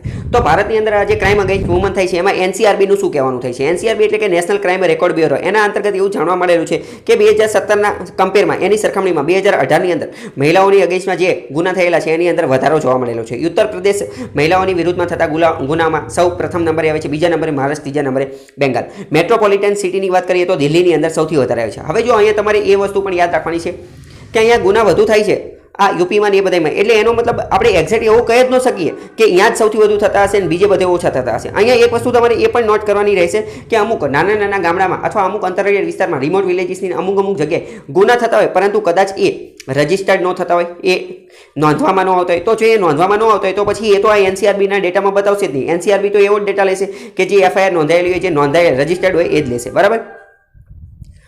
ક્રુએટલી બાય હસબન્ડ, ક્રૂરતાપૂર્ણ રીતે હસબન્ડ એટલે કે પતિ દ્વારા અથવા ફેમિલી દ્વારા, રિલેટિવ સગા સંબંધીઓ દ્વારા જો મહિલાઓ ઉપર અત્યાચાર કરવામાં આવતો હોય તો એવા કેસ 31% જેટલા આવે છે. મહિલાઓ વિરુદ્ધમાં જેટલા કેસ આવે છે એમાં સૌથી વધુ કેસ 31% ક્રુએટલી બાય હસબન્ડ એટલે કે હસબન્ડ દ્વારા ક્રૂરતાપૂર્ણ વ્યવહાર કરવામાં આવે અથવા પરિવારજનો દ્વારા એ વ્યવહાર કરવામાં આવે. પછી એસોલ્ટ ઓન વિમેન એટલે કે મહિલાઓ ઉપર અત્યાચાર ને એ બધું કરવામાં આવે. આઉટરેજ ઓન હર મોડેસ્ટી એ 27% ગુના. આ પ્રકારના એવા ગુના છે કે જે મહિલાઓમાં સૌથી વધુ પ્રકારના જોવા મળે છે. તો 31% ને 27%. ભારતની અંદર cases of crime against woman ઘણી બધી જગ્યાએ એવી પણ છે કે જ્યાં મહિલાઓ વિરુદ્ધના કેસ તો ચાલતું હોય છે પરંતુ એ પેન્ડિંગ હોય છે. એ સોલ્વ થવામાં ઘણો બધો સમય લાગતો હોય છે. 2017ની અંદર 74% પેન્ડિંગ હતા, 2016ની અંદર 64% હતા અને અત્યારે આ પેન્ડિંગ ને એ બધી વસ્તુ પણ ખબર હોય છે. ચાર્જ શીટ રેટ ને એ બધું અહીંયા આપેલો છે એટલે કે સોલ્વ થવામાં પણ ઘણી બધી વાર લાગતી હોય છે. બાકી આ તમે ગ્રાફિક જોઈ શકો છો. તો ભારતની અંદર મહિલાઓ વિરુદ્ધમાં આ જે ગુના થતા હોય તો એની સામે લડવા માટે મહિલાઓને કોઈ તાકાત આપેલી છે? શું કોઈ રાઇટ્સ, કોઈ પાવર આપેલા છે? સરકારે એની માટે કંઈ કરેલું છે? તો હા, સરકારે 2005માં એક કાયદો બનાવેલો હતો. કયો કાયદો બનાવેલો હતો? કે protection of women from domestic violence act. હવે જો મેઇન્સ લેવલમાં આવું કોઈ લખવાનું હોય તો તમે આવા કોઈ એક્ટનું નામ લખી નાખો એટલે તરત જ તમે બીજા વ્યક્તિ કરતાં એક અડધો માર્ક જે છે એ વધારે મેળવી લેવ છો. બરાબર. લીગલ પ્રોવિઝન પહેલાં તો આ અલગ અલગ ડિપાર્ટમેન્ટ પાડી, અલગ અલગ સેક્શન પાડી અને બધું લખવાનું રાખો. બીજું કે સરકાર દ્વારા કઈ પહેલ કરવામાં આવે છે, કઈ એક્ટ બનાવવામાં આવે છે એ બનાવવાનો. બરાબર. તો કે ડોમેસ્ટિક વાયોલન્સ અત્યારે કોની અંતર્ગત આવે છે? 2005નો કાયદો છે સરકારનો, protection of women from domestic violence act, એના અંતર્ગત આવે છે. આ એક્ટ અંતર્ગત ડોમેસ્ટિક વાયોલન્સ કોને ગણવાનું એ કીધેલું છે. આ એક્ટ અંતર્ગત ડોમેસ્ટિક વાયોલન્સ જે છે એને સિવિલ લો એટલે કે દીવાની મામલો ગણેલો છે. આ એક રીતનો દીવાની મામલો છે જેમાં વાયોલન્સ એટલે કે હિંસા કોને ગણવાની તો એની વ્યાખ્યા આપેલી છે. Include physical, emotional, sexual, verbal and economic abuse as a domestic violence. Domestic violence કોને ગણવાનું તો કે ફિઝિકલ, શારીરિક રીતે વેદના આપવામાં આવતી હોય, માનસિક રીતે ટોર્ચર કરવામાં આવતું હોય, સેક્સ્યુઅલ રીતે એને હેરેસમેન્ટ કરવામાં આવતું હોય, વર્બલ મૌખિક રીતે, ઇકોનોમિક એબ્યુઝ પૈસા આર્થિક રીતે જો એનું શોષણ કરવામાં આવતું હોય તો આ બધી વસ્તુ ડોમેસ્ટિક વાયોલન્સ ગણાશે. ભારતના આઈપીસી ઇન્ડિયન પિનલ કોડની અંદર જે છે 498A 498A સેક્શન જે છે એને પણ ઇન્સર્ટ કરવામાં આવેલો. તો 498A નામની કલમ જે છે એ મહિલાને પ્રોટેક્ટ કરે છે, સુરક્ષિત રાખે છે. કોના અંતર્ગત? ડોમેસ્ટિક વાયોલન્સથી. જ્યારે પણ મહિલા જે છે એ પોલીસ સ્ટેશનની અંદર જઈ અને એમ કહે કે મારા પરિવારજનો, મારો પતિ મારી ઉપર ત્રાસ ગુજારે છે, મને મારવાનું ને એ બધું કરે છે, ડોમેસ્ટિક વાયોલન્સ કરે છે, તો પોલીસ જે છે એ આઈપીસી 498A અંતર્ગત ફરિયાદ નોંધે છે. અહીંયા એક વસ્તુ 498A જે છે એ પણ ખૂબ ચર્ચામાં રહેતી હોય છે કારણ કે ઘણી બધી વાર હવે આ મહિલાઓ વિરુદ્ધમાં આ જે કાનૂનની આ બધી વસ્તુ આટલું સ્ટ્રિક્ટ, આટલું મજબૂત થઈ ગયેલું છે તો ઘણી બધી વાર અમુક મહિલાઓ એવી પણ હોય છે કે જે આ 498A નામની કલમ જે છે એનો દુરુપયોગ, મિસયુઝ પણ કરતી હોય છે કે ઘણી બધી વાર પરિવારજનો અને પતિને બધા એની ઉપર ત્રાસ ન ગુજારતા હોય તેમ છતાં પણ આ કલમનો દુરુપયોગ થતો હોય છે. કેમ? કારણ કે આ કલમ એવી છે કે જેમાં મહિલા જઈ અને જેના નામ બોલવા માંડે તો એ બધાને તાત્કાલિક તે પોલીસ સ્ટેશન, જેલની અંદર પૂરી દેવામાં આવે છે. બરાબર. પછી કેસ ને એ બધું તો આગળ ચાલે પરંતુ પહેલાં એ બધાને ઉપાડી લેવામાં આવે છે. તો એ પણ એનો મિસયુઝ પણ થાય છે. એ પણ થોડી ઘણી ખબર હોવી જોઈએ. આ કાયદા અંતર્ગત હવે જો મેરિટલ રેપ વિશે પણ તમને ખબર હોવી જોઈએ. મેરિટલ રેપ એટલે શું કે હવે માની લો કે કોઈ સ્ત્રી અને પુરુષ એ બંનેના લગ્ન થઈ ગયેલા છે અને લગ્ન પછી જો એ શારીરિક સંબંધ બાંધે તો એને રેપ ગણવાનો કે નહીં ગણવાનો? તો પહેલાં તો મેરિટલ રેપ જે છે એને ક્રાઇમ ગણવામાં આવતો નથી, ગુનો ગણવામાં આવતો નથી. પરંતુ જો મેરેજ થયેલા હોય પરંતુ મેરિટલ સેપરેશન હોય, મેરિટલ સેપરેશન એટલે કે મેરેજ થયેલા હોય પરંતુ બંને અલગ અલગ રહેતા હોય અને એ સમય દરમિયાન હશે તો એ મેરિટલ રેપ ગણવામાં આવશે. 375 નંબરની સેક્શન જોઈએ આઈપીસીની, ઇન્ડિયન પિનલ કોડની 375 નંબરની સેક્શન જોઈએ તો એ શેની વાત કરે છે? Forced sex in marriage as a crime only when the wife is below 15 years. એટલે કે જો પત્ની 15 વર્ષથી નીચેની હશે, 15 વર્ષ કરતાં ઓછાની હશે તો સેક્સ હશે, ફોર્સ્ડ સેક્સ, એને રેપ ગણવામાં આવશે. હવે જો અહીંયા એક રીતે જોઈએ તો આઈપીસીમાં આમાં એમ કીધેલું બિલો 15 યર અને બીજી અમુક આર્ટિકલ જે છે એમાં એવું કીધેલું છે કે મહિલાની લગ્ન કરવાની ઉંમર અત્યારે 18 વર્ષ છે અને અહીંયા આ કીધેલું છે એટલે કે આપણે એક રીતે એવું પણ કહી શકીએ છીએ કે કાનૂનને પણ ખબર જ છે કે બાળ વિવાહ થાય છે. બરાબર. તો બધા એક રીતે કોન્ટ્રાડિક્શન જોવા મળે છે. બીજું બાળકો માટે કે જે ચાઇલ્ડ હોય, નાના બાળકો માટે, એની માટે એના સંરક્ષણ માટે પણ કાયદો બનાવવામાં આવેલો છે, પોક્સો એક્ટ. કયો પોક્સો એક્ટ? પોક્સો એક્ટ એકમાત્ર એવો એક્ટ છે કે જે જેન્ડર બાયસ્ડ નથી. એટલે કે એવું નથી કે બાળક સ્ત્રી માટે અલગ ને પુરુષ માટે અલગ. આ બધા જ બાળકોને લાગુ પડે છે. માઇનોર હોય એ બધાને લાગુ પડે, ગર્લ હોય તો એ, બોય હોય તો એ. આનું નામ શું છે? Protection of children from sexual offence. Protection, સંરક્ષણ કરે છે કોનું? ચિલ્ડ્રનનું એટલે કે બાળકોનું. કોનાથી? Sexual offence. ઓફેન્સ એટલે ગુનાઓ, સેક્સ્યુઅલ પ્રકારના, શારીરિક પ્રકારના ગુનાઓ થાય એનાથી રક્ષણ કરવાનું કાર્ય કરે છે. માઇનોરને સંરક્ષણ આપે છે ફર્સ્ટ લો જે જેન્ડર ન્યુટ્રલ છે એટલે કે બંનેને એક સમાન લાગુ પડે છે. આઈપીસીની વાત કરીએ તો આઈપીસીની અંદર બીજા પણ ઘણા બધા સ્ટ્રિંજેન્ટ અતિ મહત્વના કડક પ્રોવિઝન આપેલા છે મહિલાઓને એ બધાને બચાવવા માટેના ડોમેસ્ટિક વાયોલન્સના એના. નિર્ભયા કેસ થયો 2012 પછી, એની પછી ઘણા બધા નવા કાયદા પણ બનાવવામાં આવેલા, નવા સુધારા પણ થયેલા છે. અમેન્ડમેન્ટ વર મેડ. જસ્ટિસ વર્મા કમિટી બનાવવામાં આવેલી હતી, એણે અમુક પ્રકારની રિકમેન્ડેશન ભલામણો કરેલી હતી કે મહિલાઓના ડોમેસ્ટિક વાયોલન્સને એ બધાથી બચાવવા માટે શું કરવું જોઈએ. Sexual harassment of women at workplace prevention prohibition and redressal act, post act, એક પોસ્ટ એક્ટ બનાવવામાં આવેલો હતો. આ શેની માટે હતો? તો કે મહિલાઓ કોઈ પણ વર્ક પ્લેસ કામ કરવા માટે જતી હોય, રોજગારી માટે જતી હોય, ઓફિસમાં જતી હોય, તો આ બધી જગ્યાએ કોઈ લોકો એને હેરાન ન કરે, એનું હેરેસમેન્ટ ન કરે, તો એને અટકાવવા માટે આ પોસ્ટ એક્ટ બનાવવામાં આવેલો હતો. 2013ની અંદર બનાવવામાં આવેલો હતો. એઝ આ એક રીતનું કોમ્પ્રિહેન્સિવ લેજિસ્લેશન હતું, એટલે કે આ કાયદો વ્યાપક રીતનો હતો. આમાં ઘણી બધી ડિટેલમાં વસ્તુ બતાવવામાં આવેલી હતી. જેમાં એવું કીધેલું હતું કે મહિલાને જે કામ કરવા જાય તો અહીંયા વાતાવરણ સારું મળવું જોઈએ, સેફ, ત્યાં એની સુરક્ષા જળવવી જોઈએ, સિક્યોર હોવી જોઈએ, અને એને સેક્સ્યુઅલ હેરેસમેન્ટને બધી જ મહિલાઓ માટે આ સારું વાતાવરણ એ બધું મળે એવી કોશિશ કરવામાં આવેલી હતી. બરાબર. હવે બીજો આર્ટિકલ જોઈએ તો અમેરિકાનું વોરશિપ એટલે કે યુદ્ધ જહાજ જે છે એ તાઇવાન સ્ટેટની બાજુમાંથી ગુજરેલું છે. તો તાઇવાન સ્ટેટની બાજુમાંથી ગુજરેલું છે, તો એના કારણે ચાઇનાને મજા આવી નથી, ચાઇનાને ગમેલું નથી.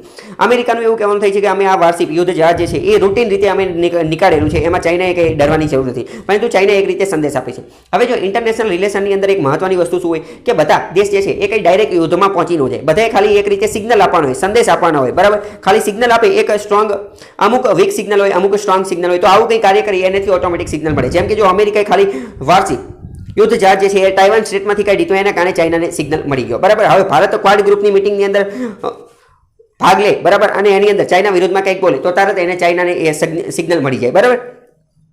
યુએસ વોરશિપ સેલ્ડ. સેલ્ડનો મતલબ શું થાય એ ખબર હોય છે. સેલ એટલે કે દરિયાઈ મુસાફરી કરવી. જેવી રીતે આપણે ટ્રાવેલિંગ એટલે મુસાફરી કરવી, બરાબર, તો એવી રીતે સેલ એટલે કે દરિયાઈ મુસાફરી કરવી અથવા જહાજ લઈને જવું. સેલ્ડ તાઇવાન સ્ટેટની અંદર આવેલું છે. ચાઇનાનું એવું કહેવાનું થાય છે કે તાઇવાન જે છે એ એનો સોવરેનિટી, એની સોવરેનિટી, સાર્વભૌમત્વ છે, તાઇવાન ઉપર એનો જ અધિકાર છે. અને ચાઇના એક રીતે, ચાઇના અને તાઇવાન એક જ દેશ છે, તો અહીંયા એમને આવવું જોઈએ નહીં, અમેરિકાએ આવવું જોઈએ. ઘણા લાંબા સમયથી અમેરિકા અને ચાઇના વચ્ચે આ ટેન્શન ચાલી રહ્યું છે, બીજિંગ અને વોશિંગ્ટન વચ્ચે, અને ધીમે ધીમે એમના સંબંધો જે છે ડિટીરિયોરેટેડ, કથળતા જાય છે, સુધરતા નથી. ગાઇડેડ મિસાઇલ ડેસ્ટ્રોયર યુએસએસ બેરી એક હતું. શું હતું? ગાઇડેડ મિસાઇલ ડેસ્ટ્રોયર, નાશ કરવા માટે, મિસાઇલથી કોઈ પણને નાશ કરવા માટે, એ તાઇવાન સ્ટેટમાંથી પસાર થયેલું હતું 14 ઓક્ટોબરના લીધે. એ ચાઇનાને પસંદ આવ્યું નહીં. તો આખી વાત એ હતી. વન ચાઇના પોલિસી વિશે તમને ખબર હોવી જોઈએ. વન ચાઇના પોલિસી શું છે? વન ચાઇના પોલિસી અંતર્ગત એવું છે કે ચાઇના અને તાઇવાન એ બંને એક જ છે. ચાઇના અને તાઇવાન એક જ છે, તાઇવાન અલગ દેશ નથી. અને વન ચાઇના પોલિસી અંતર્ગત ચાઇનાનું એવું કહેવાનું થાય છે કે જો કોઈ પણ દેશે ચાઇના સાથે કોઈ પણ પ્રકારનો વ્યવહાર રાખવો હશે, ઇકોનોમિક ટાઈસ, પોલિટિકલ ટાઈસ, કોઈ પણ પ્રકારનો વ્યવહાર રાખવો હશે, તો એને ફરજિયાત વન ચાઇના પોલિસીને માનવી જ પડશે. જો કોઈ દેશે ચાઇના સાથે વ્યવહાર રાખવો હશે તો એને વન ચાઇના પોલિસી માનવી પડશે. અને એટલે ચાઇના અને તાઇવાન એ બંને એને માનવું જ પડશે. તો ભારત પણ વન ચાઇના પોલિસી માને છે, એટલે ભારત પણ ચાઇના અને તાઇવાનને એક માને છે. અમેરિકા પણ વન ચાઇના પોલિસી માને છે, એટલે કે ચાઇના અને તાઇવાનને એક જ માને છે. ચાઇનાની એવી શરત છે કે જો સંબંધો અમારી યારે રાખવા હોય તો આને રિકોગ્નાઇઝ કરવી પડશે, આને ઓળખાણ આપવી પડશે વન ચાઇના પોલિસીની. એ જ બધી વસ્તુ આવે એની, જો આ એ બધી વસ્તુ આપેલી છે. બીજી વાત કરીએ, as part of this policy Washington maintains, આ પોલિસી અંતર્ગત હતી. વોશિંગ્ટન જે છે એ તાઇવાન સાથે એટલા બધા રોબુસ્ટ, મજબૂત સંબંધો રાખતી નથી. નોન ઓફિશિયલ રિલેશનશિપ પણ તાઇવાન સાથે રાખતા નથી. નોન ઓફિશિયલ રાખે છે, બરાબર, બાકી ઓફિશિયલ રાખતા નથી. વન ચાઇના પોલિસી જે છે એ વન ચાઇના પ્રિન્સિપલ કરતાં અલગ છે. વન ચાઇના પોલિસી શું એ મેં તમને કહી દીધું, જેના અંતર્ગત ચાઇના અને તાઇવાન બંને એક જ છે. તો વન ચાઇના પ્રિન્સિપલ કોની વાત કરે છે? Insist both Taiwan and mainland China are inalienable part of single China. એ પણ એની જ વાત કરે છે, થોડું ઘણું મળતું છે, બરાબર. બીજો મહત્વનો આર્ટિકલ જોઈએ તો બીઆરસી. તમને ખ્યાલ હશે કે થોડા સમયથી ટીઆરપી ખૂબ ચર્ચામાં છે. રિપબ્લિકન ટીવી જે છે એની ઉપર એવું સાબિત થયેલું છે, એવો આરોપ લાગેલો છે અને એવી એમની ઉપર ગુનો છે કે એમણે ખોટી રીતે મિસયુઝ કરીને ટીઆરપી વધારેલી છે અને લોકોને ગુમરાહ કરેલા છે, એવું બધું કરેલું છે. તો આ બધી વસ્તુ મહત્વની છે. તો ટીઆરપીને એ બધું નક્કી કરવાનું ને એ બધું કાર્યક્રમ કરે છે, તો એ કરે છે બીએઆરસી, બાર્ક. બીએઆરસી શું છે? તો એના વિશે તમને ખબર છે. Broadcast audience research council. Audience, દર્શકો જે છે એ કઈ વસ્તુ જોવે છે એનું રિસર્ચ કરવાની કાઉન્સિલ જે છે એ બીએઆરસી છે. એને સસ્પેન્ડ કરી દીધું છે 3 મહિના માટે. આવનારા 3 મહિના માટે સસ્પેન્ડ કરી દીધું છે. શું? Rating of all news channel. જેટલી પણ ન્યૂઝ ચેનલ જે છે એને આ ટીઆરપીનું રેટિંગ આપવાનું બંધ કરી દીધું છે 3 મહિના માટે, આવનારા 3 મહિના માટે. કારણ કે અત્યારે આ પ્રકારનો મિસયુઝ થયેલો હતો, એટલે હવે બીઆરસી એની ઉપર તપાસ કરશે અને એના જે નિયમો જે છે ટીઆરપી આપવાના એ બધા નિયમોની અંદર સુધારો કરશે, નવી ટેકનોલોજીનો ઉપયોગ કરશે, એનાલિસિસ એ બધું કરી અને અટકાવવાનું એ બધું કાર્ય કરશે. કારણ કે અત્યારે આની અંદર ટેમ્પરિંગ થયેલું હતું, છેડછાડ થયેલી હતી. મેં તમને કીધું કે રિપબ્લિકન ટીવી દ્વારા ટીઆરપીને ખોટી રીતે ઓછી હોવા છતાં પણ વધારે બતાવેલી હતી, તો એ હવે ચેક કરશે અને 3 મહિના માટે સસ્પેન્ડ કર્યું છે. ટુ ઇમ્પ્રૂવ સ્ટેટિસ્ટિકલ રોબુસ્ટનેસ, આંકડાકીય માહિતી જે છે એને મજબૂત બનાવવાની કોશિશ કરવામાં આવશે. ઇટ વિલ કવર જેના અંતર્ગત હિન્દી, રિજિયોનલ એટલે કે સ્થાનિક ઇંગ્લિશ, ન્યૂઝ, બિઝનેસ આ બધી ચેનલ જે છે એની ઉપર આનો અસર પડશે. ઇફોર્ટ આ પ્રકારનો પ્રયાસ જે છે એ ઇમ્પ્રૂવ સ્ટેટિસ્ટિકલ રોબુસ્ટ એને મજબૂત કરવા માટે આ પગલું લેવામાં આવેલું છે. ટીઆરપી વિશે વાત કરીએ તો ટાર્ગેટ રેટિંગ પોઈન્ટ કહેવાય. ટીઆરપીનું ફૂલ ફોર્મ નાની નાની પરીક્ષાઓમાં પૂછાય છે ટાર્ગેટ રેટિંગ પોઈન્ટ, જેને એક રીતે ટેલિવિઝન રેટિંગ પોઈન્ટ પણ કહેવામાં આવે છે. આના અંતર્ગત ખબર પડે કે કોઈ વ્યક્તિ એક ચેનલ એને કેટલા દર્શકો જોઈ રહ્યા છે, એને કેટલા ટકા, 10%, 20% આ કેટલી લોકપ્રિય છે. એટલે કે ટીઆરપીના આધારે એવું પણ કહી શકીએ કે કઈ ન્યૂઝ ચેનલ, કઈ ટીવી ચેનલ કેટલી લોકપ્રિય છે. આ એક રીતની મેટ્રિક છે, એટલે કે એક રીતની આંકડાકીય સિસ્ટમ છે. યુઝડ બાય કોના દ્વારા ઉપયોગ કરવામાં આવે? માર્કેટિંગ એન્ડ એડવર્ટાઇઝિંગ એજન્સીસ, એવી એજન્સી કે જે માર્કેટિંગ અને એડવર્ટાઇઝિંગ જાહેરાત આપવાનું કાર્ય કરતું. ઇવેલ્યુએટ વ્યુઅરશિપ એટલે કે કેટલા લોકો એને જોવાનું કાર્ય કરે છે એ આપે છે. ટીઆરપી રિપ્રેઝેન્ટ એટલે કે દર્શાવે છે હાઉ મેની પીપલ, કેટલા લોકો, અને આ બધા લોકો જે છે એ કયા સોશિયો ઇકોનોમિક, કયા સામાજિક અને આર્થિક કેટેગરીમાંથી આવે છે અને કઈ ચેનલ જોવે છે, કેટલા સમય માટે જોવે છે. આ બધી વસ્તુને શું કહેવાય? ટીઆરપી કહેવાય. હવે તમને પ્રશ્ન થાય કે ટીઆરપી તો રેકોર્ડ કઈ રીતે કરવામાં આવ્યો? તો ભારતની અંદર આ જે બીએઆરસી જે છે એને 44,000 ટીવીની અંદર એક બારોમીટર લગાવવામાં આવે. શું આવે? એક બેરોમીટર લગાવવામાં આવે, બેરોમીટર, જે ભારતની અંદર એમને 44,000 ઘરની અંદર લગાવેલા છે. હવે આ કયા ઘરમાં લગાવેલા હોય એ બીઆરસી જે છે એ કોઈને કહે નહીં, એ એક રીતે સિક્રેટ હોય. તો in India TRP is recorded by broadcast audience research council, એ બારોમીટરથી આ નક્કી કરે છે. અને બારોમીટર જે છે એ ઇન્સ્ટોલ કરવામાં આવે છે ટેલિવિઝનની અંદર, ટીવીની અંદર, અમુક સિલેક્ટ કરેલા ઘરની અંદર તે નક્કી કરવામાં આવે છે. બરાબર. બિસાઇડ્સ આની ઉપરાંત ઓડિયો વોટરમાર્ક, આપણી જે ટીવી ચેનલ હોય એની અંદર એક પ્રકારનો ઓડિયો વોટરમાર્ક આવતો હોય છે. એ ઓડિયો વોટરમાર્ક જે છે એટલે એક રીતનો સિક્રેટ અવાજ હોય છે, ઓડિયો અવાજ હોય છે, ઓડિયો વોટરમાર્ક, જે આપણને સંભળાતો નથી, દર્શકોને સંભળાતો નથી. વિડીયો કન્ટેન્ટ પ્રાયર બ્રોડકાસ્ટ, આ ઓડિયો વોટરમાર્ક જે છે એ વિડીયો અપલોડ થાય અથવા વિડીયો આવે એની પહેલાં એની પૂર્વ તૈયારીમાં, પ્રાયર એની પહેલાં એ બ્રોડકાસ્ટ પહેલાં એની અંદર એડ કરી દેવામાં આવશે. એટલે હવે માની લો કે જેટલી પણ જગ્યાએ એ વોઇસ, એ અવાજ જે છે એ નોટ થાય, તો માની લો કે એ ચેનલ એ જગ્યાએ જોવામાં આવેલી છે. એટલે ઓડિયો વોટરમાર્કના આધારે બતાવવામાં છે. આ વોટરમાર્ક હ્યુમન ઇયરને સંભળાતો નથી, but can easily be detected and decoded using dedicated hardware ને સોફ્ટવેરની મદદથી એ ચેક થઈ જાય છે. એટલે માની લો કે એક જગ્યાએ ડિટેક્ટ થઈ ગયો કે આ ઘરમાં આ અવાજ આવ્યો છે, તો બરાબર એ જગ્યાએ આ ચેનલ જોઈ રહી છે. બરાબર. તો બારોમીટર અને વોટરમાર્કની મદદથી આ ચેક કરવામાં આવે છે કે ટીઆરપી કેટલી છે. હવે જો how can TRP data be read, એ આપણી માટે મહત્વનું નથી. હવે બીજી વાત કરીએ કે if broadcasters can find the household, જો બ્રોડકાસ્ટરને ખબર પડી જાય કે હાઉસહોલ્ડ કઈ જગ્યાએ આ ડિવાઇસ લગાવેલી છે, કઈ જગ્યાએ આજે બારોમીટર ને એ બધું લગાવેલું છે, મેં તમને કીધું કે 59,000 ઘરમાં લગાવેલું છે. હવે જો બ્રોડકાસ્ટર કોઈ ચેનલવાળાને ખબર પડી જાય કે આ જગ્યાએ આ લગાવેલું છે, તો એ શું કરે? એ જઈ અને એ ઘરવાળાને કહી દે કે તમારે આ ચેનલ જોવાની, અમે એની માટે તમને બ્રાઇબ, લાંચ આપીએ છીએ, પૈસા આપીએ છીએ, તમારે આ જ કાર્ય કરવાનું. અથવા બ્રોડકાસ્ટર એરિયાના કેબલ ઓપરેટરને કહે કે તમારે શું કરવાનું કે આ ચેનલ, અમારી ચેનલ જે છે, જ્યારે કોઈ પણ વ્યક્તિ ટીવી ચાલુ કરે તો અમારી ચેનલ જ પહેલાં આવી જોઈએ. એટલે એના કારણે પણ એ વધુ જોઈએ. એટલે કે લેન્ડિંગ પેજ, જે ટીવી ચાલુ કરીને પહેલાં જ ચેનલ આવે એને કહેવાય લેન્ડિંગ પેજ. એટલે કે લેન્ડિંગ પેજમાં અમારી ચેનલ રાખવાની, એટલે એમની ટીઆરપી વધી છે. તો આવી ધાંધલેબાજી કરી શકે છે. એટલે બીઆરસી જે છે એ કોઈને કહેતું નથી કે અમે આ 59,000 લગાવેલા છે, એ કઈ જગ્યાએ લગાવેલા છે, શું લગાવેલા છે, એના વિશે પણ તમને ખબર હોવી જોઈએ. બેરોમીટર જે છે એ કોઈને કહેતું નથી. બરાબર. બીઆરસી વિશે થોડી વાત કરીએ તો આ એક બોડી જોઈન્ટલી એડવર્ટાઇઝ અને એડ એજન્સી ઘણી બધી અલગ અલગ સંસ્થાઓ ભેગા થઈ અને બનાવેલી છે. 2010માં બનાવેલી હતી. ઇન્ફોર્મેશન એન્ડ બ્રોડકાસ્ટ મિનિસ્ટ્રીએ એની માટેની પોલિસી ગાઈડલાઇન, એની માટેના અમુક નિયમો બનાવેલા છે જે એમને જણાવેલા છે. પોલિસી ગાઈડલાઇન બનાવેલી છે આઈબી મિનિસ્ટ્રીએ. કોની માટે? Television rating agency in India. જાન્યુઆરી 10, 2014માં બનાવેલી હતી. એ અત્યારે લાગુ પડે છે. 2015ની અંતર્ગત એની ગાઈડલાઇનની અંદર ટેલિવિઝન રેટિંગને એ બધું આપવામાં આવે છે. તો આ તમને ખબર હોય છે. બીજો મહત્વનો આર્ટિકલ જોઈએ તો થોડા સમય પહેલાં એક વસ્તુ ચર્ચામાં હતી કે દિલ્હીની વિધાનસભા, દિલ્હીની લેજિસ્લેટિવ એસેમ્બલી દ્વારા એફબી, ફેસબુકના અમુક કર્મચારીઓને બોલાવવામાં આવેલા હતા. શેની માટે? ઇન્ટેરોગેશન, તપાસ કરવા માટે અથવા વાતચીત, પ્રશ્નો પૂછવા માટે. કયા પ્રશ્નો પૂછવા માટે? તો તમને ખ્યાલ જ હશે, ક્રુશિયલ રાયોટ, દિલ્હીની અંદર જે રાયોટ, દંગાને એ બધું થયેલું હતું, તો એની માટે ફેસબુકનો પણ હાથ હતો એવું માનવામાં આવેલું હતું. તો એની માટે એને બોલાવેલા હતા. તો એની માટે અત્યારે કેન્દ્ર સરકાર એવું કહે છે, કેન્દ્ર સરકાર, સેન્ટ્રલ ગવર્મેન્ટ, કે આ ફેસબુકને બોલાવવાનો અધિકાર દિલ્હીની સરકાર પાસે છે નહીં, દિલ્હીની વિધાનસભા પાસે છે નહીં. તો એ એમને કેમ બોલાવી લીધા? એ આખો મુદ્દો છે, એક રીતે પોલિટિકલ મુદ્દો છે, આપણી માટે એટલું બધું મહત્વનું નથી. બીજી વાત કરીએ, latest stimulus have minimal growth impact. અમુક તજજ્ઞ લોકો એવું કહે છે કે સરકાર અત્યારે આ નવા તરીકા અપનાવી રહી છે. કોની માટે? તો કે આ ઇકોનોમી, અર્થતંત્ર જે છે એ કથળી ગયું છે. તો સરકાર એવી કોશિશ કરી રહી છે કે નવા પેકેજ આપીએ. ગઈકાલે જ આપણે જોયું હતું ટીએલસી માટેનું અલગ અલગ પેકેજ જોયેલા હતા, આ આપેલા. તો આ જે પેકેજ જે છે એની અંદર ગ્રોથ ઉપર એટલો બધો વિકાસ પડશે નહીં, એટલો બધો એકદમ મિનિમલ આનો ઇમ્પેક્ટ જોવા મળશે એવી વાત કરી રહી છે તજજ્ઞ લોકોને. એવું કહે છે provide only a small boost. આના કારણે ખાલી એકદમ નાનો બૂસ્ટ મળશે. સરકારે કોઈ મોટા બીજા વધારે પડતા પગલાં લેવાની જરૂર છે. બીજો આર્ટિકલ જોઈએ તો ભારતની અંદર એક્સપોર્ટ જે છે એ 6% જેટલો વધારો થયો છે. એક્સપોર્ટ 6% વધારો છે. ગ્લોબલ એવરેજ જોઈએ, વૈશ્વિક દ્રષ્ટિએ એક્સપોર્ટમાં ઘટાડો થયો, પરંતુ ભારતની અંદર 6% જેટલો વધારો જોઈએ છે. સ્નેપ 6 મંથ લોંગ સ્લાઇડ 6 મહિનાની અંદર સૌથી વધારે જોવા મળેલું છે 6% વધારો. India's export rose 5.99 to $27 billion સપ્ટેમ્બરની અંદર $27 બિલિયન જોયો છે. વિશ્વની અંદર ડિમાન્ડની અંદર ફોલ થયો છે. વિશ્વની અંદર પણ લોકો જે છે એ કંઈ વસ્તુ ખરીદતા નથી, તેમ છતાં પણ ભારતનો 6% જેટલો વધારો થયો એક સારી વસ્તુ છે. બીજા આર્ટિકલમાં એક રિપોર્ટ આપેલો છે કે જેની અંદર રેમિટન્સ ગ્રોથ ટર્નિંગ મ્યુટેડ, એટલે કે ભારતની અંદર રેમિટન્સનો ગ્રોથ જે વિકાસ જેટલો થવો જોઈએ એટલો થતો નથી. વિકાસ એટલે કે રેમિટન્સ આવતું નથી. રેમિટન્સનો મતલબ શું? રેમિટન્સનો મતલબ એ કે વિદેશની અંદર ભારતના જે લોકો કામકાજ કરતા હોય તો એ વિદેશમાંથી પૈસા ભારતમાં મોકલે એને રેમિટન્સ કહેવાય. રેમિટન્સનો રિપોર્ટ જે છે એ વર્લ્ડ બેંક લોન્ચ કરે છે અને એ રિપોર્ટના અંતર્ગત ભારત જે છે એ વિશ્વનું સૌથી પ્રથમ નંબરનો દેશ છે રેમિટન્સ મેળવવામાં. બીજા નંબરે છે ચાઇના. વર્લ્ડ બેંક આ રિપોર્ટ લોન્ચ કરે છે, એ ખબર છે. ભારત $70 બિલિયન આજુબાજુ ગયા વર્ષે આપણે રેમિટન્સ મેળવેલું હતું. અહીંયા એ ડેટા આપેલો છે. ભારતનું રેમિટન્સ જે છે એ સૌથી વધુ છે અને અહીંયા બધી વસ્તુ આપેલી છે. બીજો આર્ટિકલ જોઈએ તો IFF દ્વારા પ્રશ્ન પૂછવામાં આવ્યો છે India's move to seek encryption access contact. હવે જો આ ઘણો મહત્વનો આર્ટિકલ છે, એની આપણે વાત કરીએ. IFF દ્વારા ભારતને પ્રશ્ન પૂછવામાં આવેલ છે કોની માટે? ઇન્ક્રિપ્શન એક્સેસ કોન્ટેસ્ટ. ભારતે 6 દેશનું એક ગ્રુપ છે એને જોઈન કરવાની વાત કરેલી છે. To build backdoors to deal with significant challenge to public safety.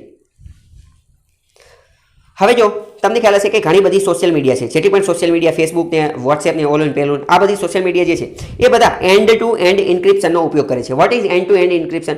And to end ઇન્ક્રિપ્શનનો મતલબ એ થાય કે આપણે કોઈ વ્યક્તિને મેસેજ મોકલીએ તો એ પહેલાં સર્વરની અંદર સ્ટોર થાય અને પછી ત્યાંથી બીજા વ્યક્તિને મળે. માની લો કે આ એ વ્યક્તિએ મેસેજ મોકલ્યો તો જ્યારે એ સર્વરમાં સ્ટોર થશે તો એ ઇન્ક્રિપ્ટેડ રીતે સ્ટોર થશે. એટલે આ વ્યક્તિએ જે મેસેજ મોકલ્યો એ ડાયરેક્ટ સ્ટોર થશે નહીં, બરાબર. આ સર્વરમાં કંઈક બીજો સ્ટોર થશે અને બીજા વ્યક્તિ પાસે પછી અહીંયા ઇન્ક્રિપ્ટ થઈ જશે, પછી બીજા વ્યક્તિ જોડે પહોંચશે તો એ ડિક્રિપ્ટ થઈ અને એને પહોંચી જશે. એક મિનિટ, એને તમે અહીંયા આવી રીતે એક મિનિટ અહીંયા જોઈ શકો છો, બરાબર. માની લો કે આ વ્યક્તિ જે છે એને મેસેજ મોકલ્યો, એને આવું લખેલું છે, તો જ્યારે આ સર્વરમાં સ્ટોર થશે તો એ લોક થયેલું સ્ટોર થશે અને એને અહીંયા જે સ્ટોર થશે એમાં તો 10100 એવું જ દેખાશે.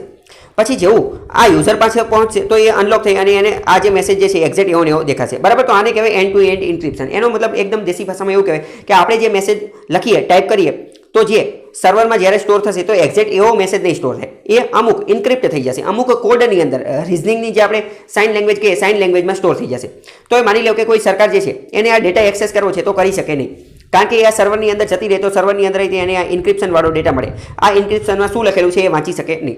જો આ વાંચવું હોય તો એને શું કરવું પડે? તો આ વાંચવું હોય તો આની જે કી જે છે, આનો કોડ જે છે કે કઈ રીતે સેટ કરેલું છે એ એને જે તે કંપનીને પૂછવું પડે. વોટ્સએપ હોય, ફેસબુક હોય તો એ બધાને પૂછવું પડે. સરકારે આની પહેલાં એકવાર વોટ્સએપ પાસે કીધેલું છે કે અમારે આની અંદર શું લખેલું છે એ વાંચવું છે, પરંતુ વોટ્સએપે ના પાડી દીધી કે અમે તમને કહીએ કે નહીં. કેમ?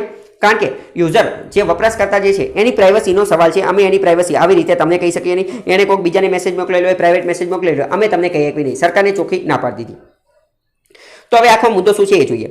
તો 6 જેટલા ભારત ઇન્ડિયા જોઈનિંગ 6 અધર નેશન, એટલે કે ટોટલ 7 દેશે ભેગા થઈ અને એવું નક્કી કરેલું છે. યુરોપના દેશ અને એમાં ભારત 6 દેશ યુરોપના એ બધા છે અને એમાંનું એક દેશ ભારત છે. એટલે 7 દેશોએ ભેગા થઈને નક્કી કરેલું છે કે અમુક પ્રકારની વસ્તુ ઇન્ક્રિપ્શન ન હોવી જોઈએ, અથવા તો સરકાર એની પાસે, એટલે કે પહેલાં તો એવું સમજો આ 7 દેશ જે છે એ અમુક મોટી મોટી કંપની જે છે ફેસબુક ને વોટ્સએપ ને આ બધા એ બધાના હેડને મળ્યા અને એમને એમ કીધું કે એન્ડ ટુ એન્ડ ઇન્ક્રિપ્શન જે છે એ બરાબર, એ સાચી વસ્તુ છે, પરંતુ અમુક વાર જ્યારે અમારી અમુક પ્રકારની એજન્સી આવી, પોલીસ ને એ બધી એ આવી તપાસ માટે આવે તો તમારે આજે એન્ડ ટુ એન્ડ ઇન્ક્રિપ્શન જે છે એ તમારે એમને પૂરું પાડવાનું, બરાબર. હજી પૂરું પાડેલું નથી, પરંતુ આ બધી વાત છે કે એ પૂરું પાડવું. એક રીતે જોઈએ તો આ પ્રાઇવસી સાથે છેડછાડ છે, એટલે એના વિશે તે ભારત હવે એમાં જોઈન થવાની વાત કરે છે એ બીજા 6 દેશ સાથે કે અમને આ પૂરું પાડવું જોઈએ. તો IFF નામનું સંગઠન જે છે એ સરકારને પ્રશ્ન પૂછે છે કે તમારે આમાં જોઈન થવાની શું જરૂર છે. ભારતની અંદર તો રાઇટ ટુ પ્રાઇવસી છે, તો આવું કરવું જોઈએ નહીં. એટલે કે બેકડોરની વાત કરે છે, significant challenge to public safety, બરાબર. આ બધી વસ્તુ છે. તો તમને પ્રશ્ન થાય આ 6 દેશ બધા ભેગા થાય એને ઇન્ક્રિપ્ટ ડેટાની અંદર જઈ અને એમને કાર્ય શું છે? તો એમને કાર્ય એ છે કે કદાચ અમુક પ્રકારના ગુના થતા હોય તો એ ગુનાને અટકાવવા માટેનું એમનું કાર્ય છે. અત્યારે તો એ એવું કહે છે કે ગુનાને એ બધું ન થાય એની માટે અમારે આ ઇન્ક્રિપ્ટેડ ડેટાને એક્સેસ જોઈએ છે. તો IFF એટલે કે ઇન્ટરનેટ ફ્રીડમ ફાઉન્ડેશન, એને સરકારને પ્રશ્ન પૂછેલો છે કે તમારે આ કરવું જોઈએ નહીં. અને home affair ministry, external affair ministry, ઇલેક્ટ્રોનિક્સને આ બધાને પિટિશન અરજી કરીને જણાવેલું છે 11 ઓક્ટોબર કે આવું કંઈ કરવું જોઈએ નહીં. હવે 7 દેશો આની અંદર છે, કયા UK, USA, Australia, New Zealand, India અને જાપાન, કે જે આ મોટી મોટી ટેક કંપનીને કહી રહ્યા છે કે તેઓ સરકાર સાથે મળીને કાર્ય કરે અને સરકાર સાથે મળી અને સોલ્યુશન સમાધાન ગોતવાની કોશિશ કરે. કોનું સમાધાન? અને ખાતરી આપે, ઇન્શ્યોર કરે. કોની ખાતરી? સેફટી ઓફ સિટીઝન, નાગરિકોની સેફટીની, સુરક્ષાની, વિધાઉટ ઇરોડિંગ યુઝર્સ પ્રાઇવસી ઓર સાયબર સિક્યુરિટી. એટલે આ બધા દેશનું ટૂંકમાં એવું કહેવાનું થાય છે કે મોટી મોટી કંપની અને સરકાર એ બંને સાથે કાર્ય કરે. એટલે કે સરકારને જ્યારે કોઈ પણ પ્રકારનો ડેટા જોતો હોય તો આ કંપની તરફથી મળી રહે. ટૂંકમાં એવું કહેવાનું થાય છે. બરાબર. સરકાર એ ડેટાનું શું કાર્ય કરશે, કેવી રીતે કરશે એ કીધેલું નથી. સરકાર એનો સારી રીતે પણ ઉપયોગ કરે છે, મિસયુઝ પણ કરી શકે છે. બરાબર. એ તો હવે સરકારની ઈચ્છાની વાત છે. જો અહીંયા આજે મેં તમને હમણાં કીધેલું એ જ આપેલું છે. India join. હવે જો તો આ જે 6 દેશનું અથવા 7 દેશનું જે ગ્રુપ જે છે એ ગ્રુપને એક રીતે એવું પણ માનવામાં આવે છે કે આ એન્ડ ટુ એન્ડ ઇન્ક્રિપ્શન એ બધી વસ્તુ છે. ફેસબુકે આ બધા અમુક વાર બ્લોક ને એ બધું કરતા હોય છે. આને એક રીતે 5i ગ્રુપ જે છે, 5i ગ્રુપ એનું પણ એક્સટેન્શન માનવામાં આવે છે. કારણ કે 5i ગ્રુપની અંદર 5 દેશો છે: અમેરિકા, ઓસ્ટ્રેલિયા, ન્યુઝીલેન્ડ, કેનેડા, આ બધા દેશો છે. બરાબર. તો ભારત અને જાપાનને આની અંદર એડ કરી અને 5i ગ્રુપનું એક્સટેન્શન એમાં વધારો કરવામાં આવે છે. 5i ગ્રુપની અંદર જેટલા પણ દેશો છે, 5 દેશો એક રીતનું વૈશ્વિક એલાયન્સ છે, ગ્લોબલ એલાયન્સ છે કે જેની અંદર ઇન્ટેલિજન્સ, વિચારપૂર્ણ બાબતોને બધું હોય એની અંદર એના ઇનપુટ એ બધું શેર કરવામાં આવે છે. વિશ્વની અંદર શું થઈ રહ્યું છે, વિશ્વ ઉપર નજર રાખવાની કાર્ય કરે છે. સર્વેલન્સ, અવલોકન કરવાનું કાર્ય કરે છે આ 5 દેશ એટલે કે 5i. તો એમાં એક રીતે આ 7 દેશો જે છે એમાં ભારત અને જાપાનને એડ કરી અને 5iનું પણ એક્સટેન્શન કરવામાં આવશે એવું અમુક તજજ્ઞ લોકો માની રહ્યા છે. હકીકતમાં એવું થયું નથી. બરાબર. પરંતુ આ એક મૂવ છે, આ એક પગલું છે. એટલે કે અત્યારે આવી રીતે 7 દેશનો સમૂહ થયો, પછી આગળ જતા કદાચ ભારતને પણ 5iમાં એડ કરી દે એવું માનવામાં આવે છે. What does the statement take companies? તો ટેકનોલોજી કંપની હજી એની માટેની પરવાનગી આપેલી નથી, એ પણ ખબર હોવી જોઈએ. થોડી IFF વિશે વાત કરીએ તો IFF શું છે? Internet freedom foundation. એ ભારતની અંદર ઇન્ડિયન ડિજિટલ લિબર્ટીઝ, ભારતની અંદર લોકોને ડિજિટલ લિબર્ટી, સ્વતંત્રતા મળી રહે એની માટેનું એક ઓર્ગેનાઇઝેશન છે જે ખાતરી કરે છે, ઇન્શ્યોર કરે છે ટેકનોલોજી રિસ્પેક્ટ ફંડામેન્ટલ રાઇટ. ભારતના લોકોને ડિજિટલ લિબર્ટી, ડિજિટલ રીતે સ્વતંત્રતા મળી રહે અને એ સ્વતંત્રતા જે છે એ આપણા ફંડામેન્ટલ રાઇટ, મૂળભૂત અધિકારોને આધીન હોય. બરાબર. મૂળભૂત અધિકારોનું પણ હનન ન થાય એવી કોશિશ કરે છે. એમનો ગોલ, ઉદ્દેશ્ય શું છે? ઇન્શ્યોર કરવાનો, ખાતરી કરવાનો કે ભારતના નાગરિકો યુઝ કરી શકે, ઇન્ટરનેટનો વ્યવસ્થિત ઉપયોગ કરી શકે અને ભારતના બંધારણને પણ ધ્યાનમાં રાખી અને આપણી એક બીજો સ્વતંત્રતાનો અધિકારને એ પણ હનન ન થાય એવી કોશિશ કરે છે આ IFF, internet freedom foundation. Internet freedom foundation જે છે એ શરૂઆતમાં એક ગ્રુપ હતું, વોલેન્ટિયર્સ એટલે કે સ્વેચ્છાએ કાર્ય કરતા લોકોનું એક ગ્રુપ હતું જે એક કેમ્પેઇન ચલાવતા હતા. કયો campaign? Save the internet campaign. અને હવે અત્યારે એમને આ નવું સંગઠન બનાવી દીધેલું છે અને ન્યૂ દિલ્હીની અંદર એનું હેડક્વાર્ટર છે. અને આ એક રીતનું ચેરિટેબલ, પબ્લિક ચેરિટેબલ ટ્રસ્ટ છે અને પબ્લિક ચેરિટેબલ લોકોના ચેરિટીનું કાર્ય કરતું હોવાથી એને ઇન્કમ ટેક્સ એક્ટમાંથી પણ છૂટ મળે છે. ઇન્કમ ટેક્સ એક્ટ ની કઈ સેક્શન જે છે એ છૂટ આપે છે એ તમને ખબર હોવી જોઈએ. તો સેક્શન 12A અને 80G. પ્રશ્ન એકવાર આ પૂછાઈ ગયો છે GPSCમાં કે IT એક્ટની સેક્શન 12A અને 80G એ શું છે? તો એના અંતર્ગત અમુક પ્રકારની ગ્રાન્ટ હોય એને ઇન્કમ ટેક્સમાંથી છૂટ મળતી હોય છે. જેમ કે ધાર્મિક સંસ્થાનોની અંદર પણ જે દાનને એ બધું આપવામાં આવે તો એની ઉપર ઇન્કમ ટેક્સ ન ભરવાનો હોય તો એ આ સેક્શન અંતર્ગત એની છૂટ મળે છે. બીજો મહત્વનો આર્ટિકલ જોઈએ એન્વાયરમેન્ટ વિશેનો તો zoo revives scheme for animal adoption. આખો મુદ્દો જે છે એ ઓડિશાનો છે. ઓડિશાની અંદર એક ઝૂ આવેલું છે, એક પ્રાણી સંગ્રહાલય. કયું? તો કે નંદનકાનન ઝૂઓલોજીકલ પાર્ક. કયું? નંદનકાનન ઝૂઓલોજીકલ પાર્ક. હવે છેલ્લા ઘણા સમયથી એટલે કે 6 મહિનાથી આ પ્રાણી સંગ્રહાલય બંધ હતું. તો બંધ હતું એટલે અહીંયા કોઈ લોકો આવતા નહોતા એટલે કે ટિકિટ લેતા નહોતા એટલે કે આ પાર્ક પાસે અથવા આ ઝૂ પાસે પૈસા આવતા નહોતા. એટલે એના કારણે ખૂબ મોટો લોસ એટલે કે નુકસાન થયેલું છે. હવે નુકસાન થયેલું છે તો આ પાર્ક પાસે જે પૈસા આવતા હોય એ પૈસાનો ઉપયોગ એ ત્યાંના પ્રાણીઓના વેલફેર, કલ્યાણ માટે કરતા હોય. પ્રાણીઓને પણ ખાવાનું એ બધું જોતું હોય, બીજી વસ્તુ જોતી હોય તો એની ઉપર ખર્ચો કરતા. પરંતુ હવે આ ઝૂ પ્રાણી સંગ્રહાલય પાસે તે પૈસા નથી તો એ હવે આની માટે શું કરે? તો એની માટે એમને એક નવી તરકીબ અપનાવેલી છે. કઈ? Innovative idea, adopt an animal program. એને એક પ્રોગ્રામ ચલાવ્યો છે. કયો? Adopt an animal. એમને એવો પ્રોગ્રામ ચલાવ્યો કે જેના અંતર્ગત નાગરિકો એ ઝૂ પાસે, એ પ્રાણી સંગ્રહાલય પાસે જશે અને એમ કહેશે કે અમે આટલા પૈસા આપીએ છીએ અને આટલા પૈસા આપી અને અમે આ જે પ્રાણી જે છે એને એડોપ્ટ કરીએ છીએ, એને દત્તક લઈએ છીએ. તો એટલા પૈસાની મદદથી એ જે પ્રાણી જે છે એને વેલફેર, એનું કલ્યાણ કરવામાં આવશે અને એને જે બધી વસ્તુ જોતી હોય એ બધી આપવામાં આવશે. બરાબર. Mobilise resources for animal. તો આ એક સારો કાર્ય છે. પ્રશ્ન પૂછાઈ જાય એડોપ્ટ એન એનિમલ પ્રોગ્રામ કોને શરૂ કરેલું છે? નંદનકાનન ઝૂઓલોજીકલ પાર્ક. ક્યાં છે? ભુવનેશ્વરની અંદર. ભુવનેશ્વર ક્યાં છે? ઓડિશાની અંદર. ઓડિશા ક્યાં છે? ભારતની અંદર. તો NZP one of the leading zoo, ભારતનું એક મહત્વનું પ્રાણી સંગ્રહાલય છે કે જ્યાં ફાઉના પોપ્યુલેશન વધારે છે. ફાઉના એટલે શું થાય? પ્રાણીઓની સંખ્યા વધારે છે, પ્રાણી સંપત્તિ વધારે છે. સ્પીસીસ ડાયવર્સિટી, જૈવ વિવિધતા પણ ઘણી મહત્વની છે. 20 લાખ જેટલા, ગયા વર્ષે વાત કરીએ તો અહીંયા 20 લાખ જેટલા ફૂટફોલ મળેલા હતા. ફૂટફોલનો મતલબ શું થાય? ફૂટફોલનો મતલબ થાય પ્રાણીઓના કદમોના નિશાન, પ્રાણીઓના પગના નિશાન. તો 32 લાખ જેટલા મળેલા હતા. એનો મતલબ કે અહીંયા ઘણા બધા હશે પ્રાણીઓ. તો reviving the adopt an animal programme, adopt an animal programme એ છે. Resources drying up due to આ લોકડાઉનમાં આ બધી વસ્તુ બંધ હતી એટલે એમના પૈસાને બધું ખતમ થઈ ગયું છે, તો નવા પૈસા મેળવવા માટે એમને આ પહેલ શરૂ કરેલી છે. આના અંતર્ગત જે પ્રાણી પ્રેમીઓ હતા, એનિમલ લવર્સ, એની તરફથી આ પ્રોગ્રામને ઘણો સારો રિસ્પોન્સ, ઘણો સારો પ્રતિભાવ મળેલો છે. કારણ કે ઘણા બધા એનિમલ લવર આવ્યા અને એણે એમ કીધું કે મારે હાથી દત્તક લેવો છે, સિંહ દત્તક લેવો છે, આવી રીતે ઘણા બધા આવ્યા. 100 જેટલા ઓર્ગેનાઇઝેશન, ઇન્ડિવિડ્યુઅલ બધા આવ્યા અને 22 લાખ જેટલા રૂપિયા અત્યારે દઈ પણ દીધેલા છે. When one adoption animal bird contribution, જ્યારે કોઈ વ્યક્તિ આ પ્રાણી અથવા પક્ષીને દત્તક લે છે તો એના પૈસા જે છે એ ડાયરેક્ટ એના એકાઉન્ટમાં જાય છે. એની સંભાળ રાખવામાં, પ્રાણીની સંભાળ રાખવામાં, એને ફીડિંગ, ખવડાવવામાં, એનરિચમેન્ટમાં, આ બધામાં એનો કાર્ય થાય છે. 1 વર્ષ માટે દત્તક લઈ શકાય છે. બરાબર. Adoption scheme bring public corporate body આ બધાને એક સાથે લાવે છે. એનજેડપી અર્ન 15 થી 17 કરોડ રૂપિયા જે છે એ આના અંતર્ગત મેળવી લેશે. Minimum 50 lakh required per month for કોઈપણ પ્રાણીને આ પ્રાણી સંગ્રહાલયની રાખવા માટે એક પ્રાણી પાછળ 50 લાખ રૂપિયાનો ખર્ચો થાય છે એક મહિનાનો, એટલે કે ઘણો વધારે ખર્ચો થાય છે. અને જે વ્યક્તિ કોઈ પ્રાણીને એડોપ્ટ કરશે તો એને એક રીતનું સર્ટિફિકેટ પણ આપવામાં આવશે, સન્માન કરીને સર્ટિફિકેટ આપવામાં આવશે. ઝૂ ઓથોરિટી એનું સન્માન કરશે. હવે કોઈ વ્યક્તિ એડોપ્ટ કરવું છે અથવા ફંડ આપવું છે તો કેટલા પૈસા આપી શકે? 500 થી 2.5 લાખની વચ્ચે પૈસા આપી શકે. સાથે થેન્ક યુ લખેલો લેટર પણ આપવામાં આવશે, સર્ટિફિકેટ પણ આપવામાં આવશે. તે આર હોપફુલ ધેટ 1 કરોડ રૂપિયા જે છે એ આ પ્રોગ્રામ અંતર્ગત જનરેટ થશે. સૌથી વધુ પૈસા જે છે હાથી, એલિફન્ટને દત્તક લેવો હોય તો 1 વર્ષના 2.5 લાખ રૂપિયા છે. મેલેન્સ્ટિક ટાઈગરને દત્તક લેવો હોય તો 1.5 લાખ રૂપિયા છે. એશિયાટિક લાયન અથવા બેંગલ ટાઈગરને દત્તક લેવો હોય તો 1 લાખ રૂપિયા છે. બરાબર. હવે આ પરીક્ષામાં નહીં પૂછે કે કોના કેટલા પૈસા છે, પરંતુ આપણે ખાલી જનરલ નોલેજ માટે જાણીએ છીએ. નંદનકાનન ઝૂઓલોજીકલ પાર્ક વિશે થોડી વાત કરીએ તો આનો મતલબ, નંદનકાનનનો મતલબ શું થાય? નંદનકાનનનો મતલબ થાય ધ ગાર્ડન ઓફ હેવન, સ્વર્ગનો બગીચો. શું થાય? સ્વર્ગનો બગીચો. ભુવનેશ્વર ઓડિશામાં આવેલો છે. બીજા ઝૂની જેમ જ આની અંદર પણ આ બીજા ઝૂ સિવાય આ ઝૂ, આ પ્રાણી સંગ્રહાલય કેવું છે?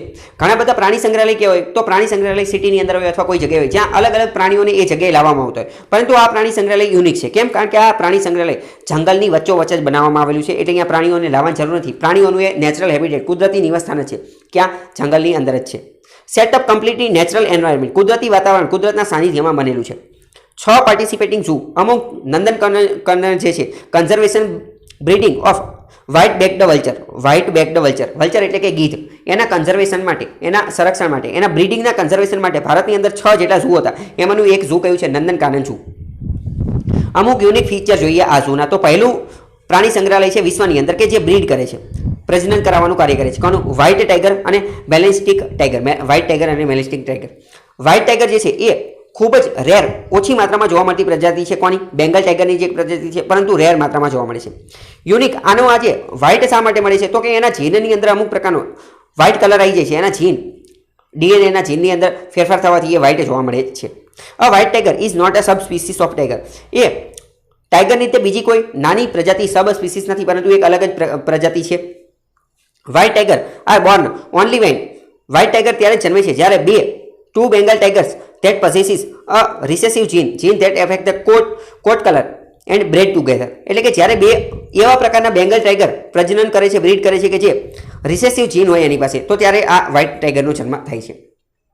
આની સિવાય પણ મેં એક અલગ વિડીયો બનાવેલો છે ટાઈગર વિશે કે ટાઈગરની અંદર કલર જે છે એ કઈ રીતે બને છે. એ વિડીયો તમે જોઈ શકો છો. બરાબર. આ ચેનલની અંદર તમે સર્ચ કરજો, કારણ કે મને અત્યારે એનું થંબનેલ નહીં તો યાદ નથી. પછી મેલેસ્ટિક ટાઈગર વિશે વાત કરીએ તો આ મેલેસ્ટિક ટાઈગર જે છે એ ટાઈગર ઉપર કાળા કલરના પટ્ટા હોય છે, બ્લેક સ્ટ્રીપ ટાઈગર પણ કહેવામાં આવે છે.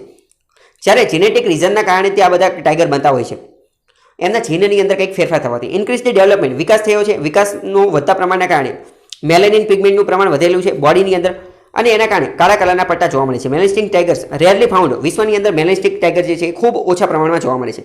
માત્ર કન્ઝર્વેશન બ્રીડિંગ સેન્ટરમાં અને ઇન્ડિયન પેંગોલિન, આ જે ઝૂ જે છે ઓડિશાનું, આ જે ઝૂ એ એકમાત્ર કન્ઝર્વેશન, બ્રીડિંગ, પ્રજનન માટેનું, સંરક્ષણ માટેનું કેન્દ્ર છે. કોની માટે? ઇન્ડિયન પેંગોલિન. આખા વિશ્વની અંદર ઇન્ડિયન પેંગોલિનનું જો કોઈ બ્રીડિંગ સેન્ટર હોય તો એ આ ઝૂ છે, નંદનકાનન. ઓનલી ઝૂઓલોજીકલ, ભારતની અંદર એકમાત્ર ઝૂઓલોજીકલ પાર્ક છે કે જે સભ્ય બની ગયો છે. કોનો? WAZA, વાઝાનો, world association of zoo and aquarium. Zoo and aquarium, aquarium એટલે કે માછલીઘર, એનું આ સભ્ય બની ગયો છે. ઘડિયાળ પણ અહીંયા જોવા મળે છે. ઘડિયાળ પ્રથમ વખત, ફર્સ્ટ ટાઈમ ઇન કેપ્ટિવિટી, એટલે કે કેપ્ટિવિટી એટલે કે પૂરીને રાખવા, કેપ્ટિવિટી એટલે કે બંધનમાં રાખવા, પૂરીને રાખવા, એ અહીંયા રાખવામાં આવે છે નંદનકાનન ઝૂઓલોજીકલ પાર્કમાં 1980ની અંદર વિશ્વમાં પ્રથમવાર. ઘડિયાળને શું કહેવાય? ઘડિયાળ એટલે એક રીતનો મગર, પરંતુ eat fishing crocodile, fish eating crocodile એટલે કે માછલી ખાવાવાળો મગર હોય એને ઘડિયાળ કહેવામાં આવે છે. ભારતની અંદર આ પ્રથમ ઝૂ છે કે જે ઇન્ડેન્જર્ડ રેટલ જે છે એનો અહીંયા જન્મ થયો હતો કેપ્ટિવિટીની અંદર. Second largest heronry open billed stork જે છે એ પણ અહીંયા જોવા મળે છે. સ્ટોર્ક એટલે બગલો, એક પ્રકારનો બગલો જોવા મળે છે. બીજો મહત્વનો આર્ટિકલ જોઈએ તો અત્યારે એક રિપોર્ટ આવેલો છે. એ રિપોર્ટ અનુસાર એવું જણાવવામાં આવેલું છે કે દિલ્હીની અંદર જે પ્રદૂષણનું પ્રમાણ વધી રહ્યું છે, દિલ્હી પોલ્યુશન સ્પાઇક, એ પ્રદૂષણ વધી રહ્યું છે એનું કારણ સ્ટબલ બર્નિંગ નથી અથવા farm fires not key factor. દિલ્હીનું પ્રદૂષણ વધવા પાછળનું મુખ્ય કારણ કી ફેક્ટર જે છે એ ફાર્મ ફાયર છે એવું અત્યારે આ એક રિપોર્ટ કહે છે. તો એના વિશે તમને થોડી ઘણી ખબર હોય છે. કોન્ટ્રીબ્યુશન એટલે કે સ્ટબલ બર્નિંગ વિશે તો તમને ઘણી બધી વાર આપણે વાત કરેલી છે. Contribution of stubble burning in minimal એટલે કે દિલ્હીના પ્રદૂષણના કારણે દિલ્હીનું જે પ્રદૂષણ જે છે એ વધવાનું કારણ સ્ટબલ બર્નિંગ ખૂબ ઓછું છે એવું ન કહે કે એના કારણે જ વધી ગયેલું છે. આવું વાત કોણે કરેલી છે? તો કે આ વાત કરેલી છે પીપીસીબી. પીપીસીબી શું છે? Punjab pollution control board. Bharat દેશની અંદર એક હોય CPCB, central pollution control board, અને એની સિવાય બીજું હોય એસપીસીબી, સ્ટેટ પોલ્યુશન કંટ્રોલ બોર્ડ. આ બધા રાજ્યની અંદર હોય. તો ગુજરાતની અંદર હોય જીપીસીબી એટલે કે ગુજરાત પોલ્યુશન કંટ્રોલ બોર્ડ. એવી રીતે આ પંજાબ પોલ્યુશન કંટ્રોલ બોર્ડ એને આ વાત કીધેલી છે. એમને એવું કીધેલું છે કે એર ક્વોલિટી ઇન્ડેક્સ પંજાબની અંદર 120 હતો. ક્યારે? 21 સપ્ટેમ્બરની આજુબાજુ. જ્યારે દિલ્હીની અંદર વાત કરીએ કે એર ક્વોલિટી ઇન્ડેક્સ ઓક્ટોબર 14ની અંદર એ 179 હતો. તો હવે માની લો કે સ્ટબલ બર્નિંગના કારણે આ બધી વસ્તુ થતી હોય તો પંજાબમાં જ્યારે સ્ટબલ બર્નિંગ એ બધું ચાલુ હતું તો ત્યારે તો એમનો એર ક્વોલિટી ઇન્ડેક્સ 120 હતો. તો દિલ્હીની અંદર 179 કઈ રીતે થઈ ગયો? એટલે આવું કારણ આપી અને પંજાબ પોલ્યુશન કંટ્રોલ બોર્ડે એવું કીધેલું છે કે દિલ્હીના પ્રદૂષણ વધવા પાછળનું કારણ સ્ટબલ બર્નિંગ છે, પરંતુ એ એટલું બધું નથી. એનો યોગદાન ખૂબ ઓછું છે, ખૂબ મિનિમલ છે એવું કીધેલું છે. એટલે બીજા બધા પગલાં પણ લેવા જોઈએ. તો આપણે બીજી મેઇન વસ્તુ જોઈએ કે reason four air pollution in Delhi. દિલ્હીની અંદર આ હવાનું પ્રદૂષણ ઘટવાનું કારણ શું છે? તો પરીક્ષાની અંદર જો આ પ્રશ્ન પૂછાય તો પહેલું તો સ્ટબલ બર્નિંગ લખી જ નાખવાનું છે. બરાબર. અત્યારે આ પંજાબ પોલ્યુશન કંટ્રોલ બોર્ડ જે છે એ ભલે ના પાડે, પરંતુ એ ખાલી પંજાબ પોલ્યુશન કંટ્રોલ બોર્ડ એ એક જ બોર્ડ ના પાડે છે. બાકી અત્યાર સુધી બીજા બધા રિપોર્ટ આવેલા એ બધાએ તો એવું જ કીધેલું છે કે આ સ્ટબલ બર્નિંગ જે છે એનું કારણ છે. પંજાબ રાજસ્થાનમાં એના કારણે આ ટોક્સિક પોલ્યુટન્ટનો મતલબ શું થાય? ઝેરી પ્રદૂષણ કરવાવાળા વાયુ જે છે એ આની અંદરથી નીકળે છે, આની અંદરથી બહાર નીકળે છે ટોક્સિક પોલ્યુટન્ટ. સ્ટબલ બર્નિંગ એટલે કે આ વધારાનો પાકને સળગાવવામાં આવે તો કયા વાયુ છૂટે છે? ઝેરી તો કે methane, CH4, carbon monoxide, CO, VOC એટલે કે વોલેટાઇલ ઓર્ગેનિક કમ્પાઉન્ડ્સ, કાર્સિનોજેનિક, પોલીસાયક્લિક, એરોમેટિક. તો આ બધા ગેસ જે છે એ સ્ટબલ બર્નિંગ એટલે કે જ્યારે આ સ્ટબલ જે છે એને સળગાવવામાં આવે ત્યારે આ બધા ગેસ એની અંદરથી નીકળતા હોય છે. કાર્સિનોજેનિકનો મતલબ સમજો. કાર્સિનોજેનિકનો મતલબ એ થાય કે એવા પદાર્થો અથવા એવી કોઈ વસ્તુ કે જેના કારણે કેન્સર થઈ શકે, કોઝિસ ઓફ કેન્સર, જેના કારણે કેન્સર થઈ શકે એને શું કહેવાય? કાર્સિનોજેનિક. વ્હીક્યુલર એમિશનનું તમારે સૌથી વધુ યાદ રાખવાનું છે. વ્હીક્યુલર એમિશનનો મતલબ શું થાય કે વાહનોના ધુમાડામાંથી જે કોઈ પણ ઉત્સર્જન, જે કોઈ પણ એમિશન થતું હોય એ બધાને વ્હીક્યુલર એમિશન કહે. એ પ્રદૂષણ વધારવામાં ખૂબ મોટો મહત્વનો અહમ યોગદાન છે. સૌથી વધુ પ્રદૂષણ વધારવાનું કાર્ય શું કરે છે? વ્હીક્યુલર એમિશન. મોસ્ટ ટાઈમ યાદ રાખવાનું છે. આવું કોણે કીધેલું છે કે વ્હીક્યુલર એમિશન વિશે? તો સીપીસીબી, સેન્ટ્રલ પોલ્યુશન કંટ્રોલ બોર્ડે પણ કીધેલું છે કે વ્હીક્યુલર એમિશનના કારણે ઘણો વધારો થાય છે. નીરીના રિપોર્ટની વાત કરીએ તો નીરી શું છે? National environment engineering research institute. એના અનુસાર નીરીના અનુસાર એણે ડિક્લેર જાહેર કરેલું છે કે વ્હીક્યુલર એમિશન, વાહનોના ધુમાડામાંથી જે ઉત્સર્જન થાય છે એ સૌથી મોટું મેજર કોન્ટ્રીબ્યુશન છે, સૌથી મોટું યોગદાન છે. કોનું? દિલ્હીની અંદર એર પોલ્યુશન, હવાનું પ્રદૂષણ વધે છે એનું સૌથી વધુ યોગદાન એ છે. વાહનોના ધુમાડાના કારણે તે 40% જેટલું પ્રદૂષણ જે છે એ 40% તો એની અંદરથી જ આવે છે. ટોપોગ્રાફીની વાત કરીએ તો દિલ્હીની અંદર પ્રદૂષણ વધારે છે એનું એક બીજું કારણ એ છે કે દિલ્હી એક રીતે લેન્ડલોક છે, ચારે બાજુ જમીનથી ઘેરાયેલું છે. એટલે ઇન્ડો ગેંગેટિક રિજિયન, ગંગાનો જે પ્રદેશ છે, ઇન્ડો ગેંગેટિકના જે મેદાનો, ગંગાના ને બધાના મેદાનો જે છે અહીંયા જિયોગ્રાફિકલી રીતે એને એડવાન્ટેજ એવું મળેલું નથી કે પ્રદૂષણ બીજી કંઈ શોષાઈ જાય અથવા એવું કંઈ થઈ જાય. જેમ કે ઈસ્ટર્ન ઘાટ, વેસ્ટર્ન ઘાટ અને સધર્ન પાર્ટની અંદર છે કે દરિયાની અંદર અમુક પ્રકારનો કચરો, અમુક પ્રકારના સ્ટબલ ને એ બધું જતું રહે, એ જતી રહે. અમુક વસ્તુ સી બ્રીઝ એટલે કે સમુદ્રની આજુબાજુમાં જે લહેરાતો પવન હોય તો એની અંદર અમુક પ્રકારનું પ્રદૂષણ એ પોતાની અંદર શોષી લે છે. પરંતુ દિલ્હી લેન્ડ લોકો હોવાથી એવું કંઈ પણ થતું નથી. કોન્સન્ટ્રેટેડ પોલ્યુટન્ટ્સ એટલે કે અહીંયા તે બધા વસ્તુ ફસાઈ જાય છે, બધા પોલ્યુટન્ટ્સ. કન્સ્ટ્રક્શન સેક્ટર, દિલ્હીની અંદર વાત કરીએ તો મોટા પ્રમાણમાં કન્સ્ટ્રક્શન એટલે કે બાંધકામને એ બધું પણ કરવામાં આવે છે દિલ્હી એનસીઆરની અંદર. એ પણ એક રીતનો કલ્પરિટ એટલે કે એક રીતનો આરોપી છે પ્રદૂષણ વધારવામાં, એક પણ કલ્પરિટનું કાર્ય. ઇન્ક્રીઝિંગ ડસ્ટ એન્ડ પોલ્યુશન, તો કન્સ્ટ્રક્શન બાંધકામનું કાર્ય થતું હોય છે એના કારણે વાતાવરણની અંદર, હવાના પ્રદૂષણની અંદર, પોલ્યુશનની અંદર ડસ્ટ, ડમરીને, કચરોને એ બધાનું પ્રમાણ પર વધે છે. બીજી વાત કરીએ ફાયર ક્રેકર્સ એટલે કે ફટાકડાના વેચાણ ઉપર પ્રતિબંધ છે. તેમ છતાં પણ ઘણા બધા ફટાકડાને બધું ફોડવાથી પણ એના પ્રદૂષણની અંદર વધારો થાય છે. બીજી વાત કરીએ ડસ્ટ સ્ટોર્મ ફ્રોમ ગલ્ફ કન્ટ્રીઝની અંદરથી આ જે ડસ્ટ સ્ટોર્મ એટલે કે ડમરીને, ધૂળને એ બધાને તોફાન આવતા હોય છે એના કારણે પણ સ્મોગનું એનું પ્રમાણ વધી જાય છે. સ્મોગનો મતલબ શું થાય કે ફોગ જે છે, ફોગ એટલે કે હવામાં જે ધુમ્મસ જેવું વાતાવરણ થઈ જાય એને ફોગ કહેવાય. અને ફોગ જ્યારે પોલ્યુશન સાથે ભળી જાય તો એને સ્મોગ કહેવાય છે. 2017ની અંદર એ વધી ગયું હતું. બરાબર, તો મહત્વની વસ્તુ જોઈ લીધી છે. હવે આપણે વાત કરીએ કે પીઆઈબી પ્રેસ ઇન્ફોર્મેશન બ્યુરોની અંદર અમુક પ્રકારના આર્ટિકલ આવેલા છે, એને પણ આજે આપણે ડિસ્કસ કરી લઈએ. પીઆઈબીના આર્ટિકલ જોઈએ તો પહેલો આર્ટિકલ છે કે ભારતના વડાપ્રધાન નરેન્દ્ર મોદી દ્વારા 75 રૂપિયાનો એક સિક્કો લોન્ચ કરવામાં આવેલો છે. કોની માટે? તો કે કોમેમોરેટિવ કોઈન. આવા કોઈન જે છે, આ બધા સિક્કા જે છે એ વાપરવા માટે નથી હોતા, બરાબર. આ ખાલી સન્માન કરવા માટે વપરાતા હોય છે. શા માટે? કારણ કે 75 એનિવર્સરી, 75 વર્ષ પૂરા થયા છે. કોના? ફાઓના. ફાઓ શું છે? Food and agriculture organization. આ એક રીતનું આંતરરાષ્ટ્રીય ઇન્ટરનેશનલ ઓર્ગેનાઇઝેશન, આંતરરાષ્ટ્રીય સંગઠન છે. આનું હેડક્વાર્ટર ક્યાં આવેલું છે? રોમ, ઇટલીમાં આવેલું છે. કઈ જગ્યાએ? રોમ, ઇટલીની અંદર. 16 ઓક્ટોબર 2020 એના 75 વર્ષ પૂરા થયા છે અને એના કારણે મોદીએ આ સિક્કો લોન્ચ કરેલો છે 75 રૂપિયાનો. ઇન્ડિયાઝ લોંગ એસોસિએશન વિથ ફાઓ સાથે આપણો ઘણો લાંબો સમય છે. એસોસિએશન ઘણા લાંબા સમયથી આપણે એની સાથે જોડાયેલા છે. ફાઓ કાર્ય શું કરતો છે એ તો તમને ખ્યાલ આવી ગયો છે. ફૂડ એગ્રીકલ્ચર ઓર્ગેનાઇઝેશન, એટલે કે ખોરાકને પ્રોસેસિંગ કરવાનું, ખોરાકનું ને બધાનું વાક્ય કરે છે. FAO in making vulnerable masses, ઘણા બધા લોકોને પોષક તત્વોની દ્રષ્ટિએ મહત્વનું કાર્ય કરે છે. ઇકોનોમિકલી જે બેકવર્ડ લોકો હોય એની સુધી ખોરાક પહોંચાડવાનું આ બધું કાર્ય કરે છે. આ સિક્કો 75 રૂપિયાનો એ જોઈ શકો છો, ભારતે જે લોન્ચ કરેલો છે એ. બિની રંજન સેનની વાત કરીએ તો બિની રંજન સેન કોણ છે? એ ભારતના ડિરેક્ટર જનરલ હતા. ક્યારે? 1956 થી 1967ના સમય દરમિયાન. And the world food programme એ સમયે શરૂ થયેલો હતો. વર્લ્ડ ફૂડ પ્રોગ્રામ વિશે તમને ખબર હોય છે, યુનાઇટેડ નેશન સંયુક્ત રાષ્ટ્રનો વર્લ્ડ ફૂડ પ્રોગ્રામ છે, જેને આ વખતે 2020ની અંદર નોબેલ પીસ પ્રાઇઝ, શાંતિ માટેનો નોબેલ પુરસ્કાર મળેલો છે. એના વિશે પણ ખબર હોય છે. ભારતે એક વસ્તુ પ્રપોઝ કરેલી હતી, શું? Declaring 2023 as the international. ભારતે યુનાઇટેડ નેશન્સની અંદર ઇન્ટરનેશનલ યર ઓફ મિલેટ્સ, એટલે કે બાજરાના વર્ષ તરીકે, મિલેટ્સ એટલે બાજરીના વર્ષ તરીકે 2023ને ઉજવવામાં આવે એવું કીધેલું હતું અને આપણી આ માંગણી જે છે એ માની લેવામાં આવેલી હતી. 2016માં આપણે એવું કીધેલું હતું કે ઇન્ટરનેશનલ યર ઓફ પલ્સીસ, એટલે કે કઠોળના વર્ષ તરીકે ઉજવવામાં આવે, તો એ પણ માની લીધી હતી. એક મિનિટ, આને આ આપણે યુનાઇટેડ નેશન્સમાં નહોતું કીધું, પરંતુ ફાઓની અંદર કીધું હતું, એટલે કે ફૂડ એન્ડ એગ્રીકલ્ચર ઓર્ગેનાઇઝેશનની અંદર, બરાબર. યુનાઇટેડ નેશન્સમાં નહીં, પરંતુ ફાઓમાં કીધું હતું. તો એ તમને યાદ હોવું જોઈએ.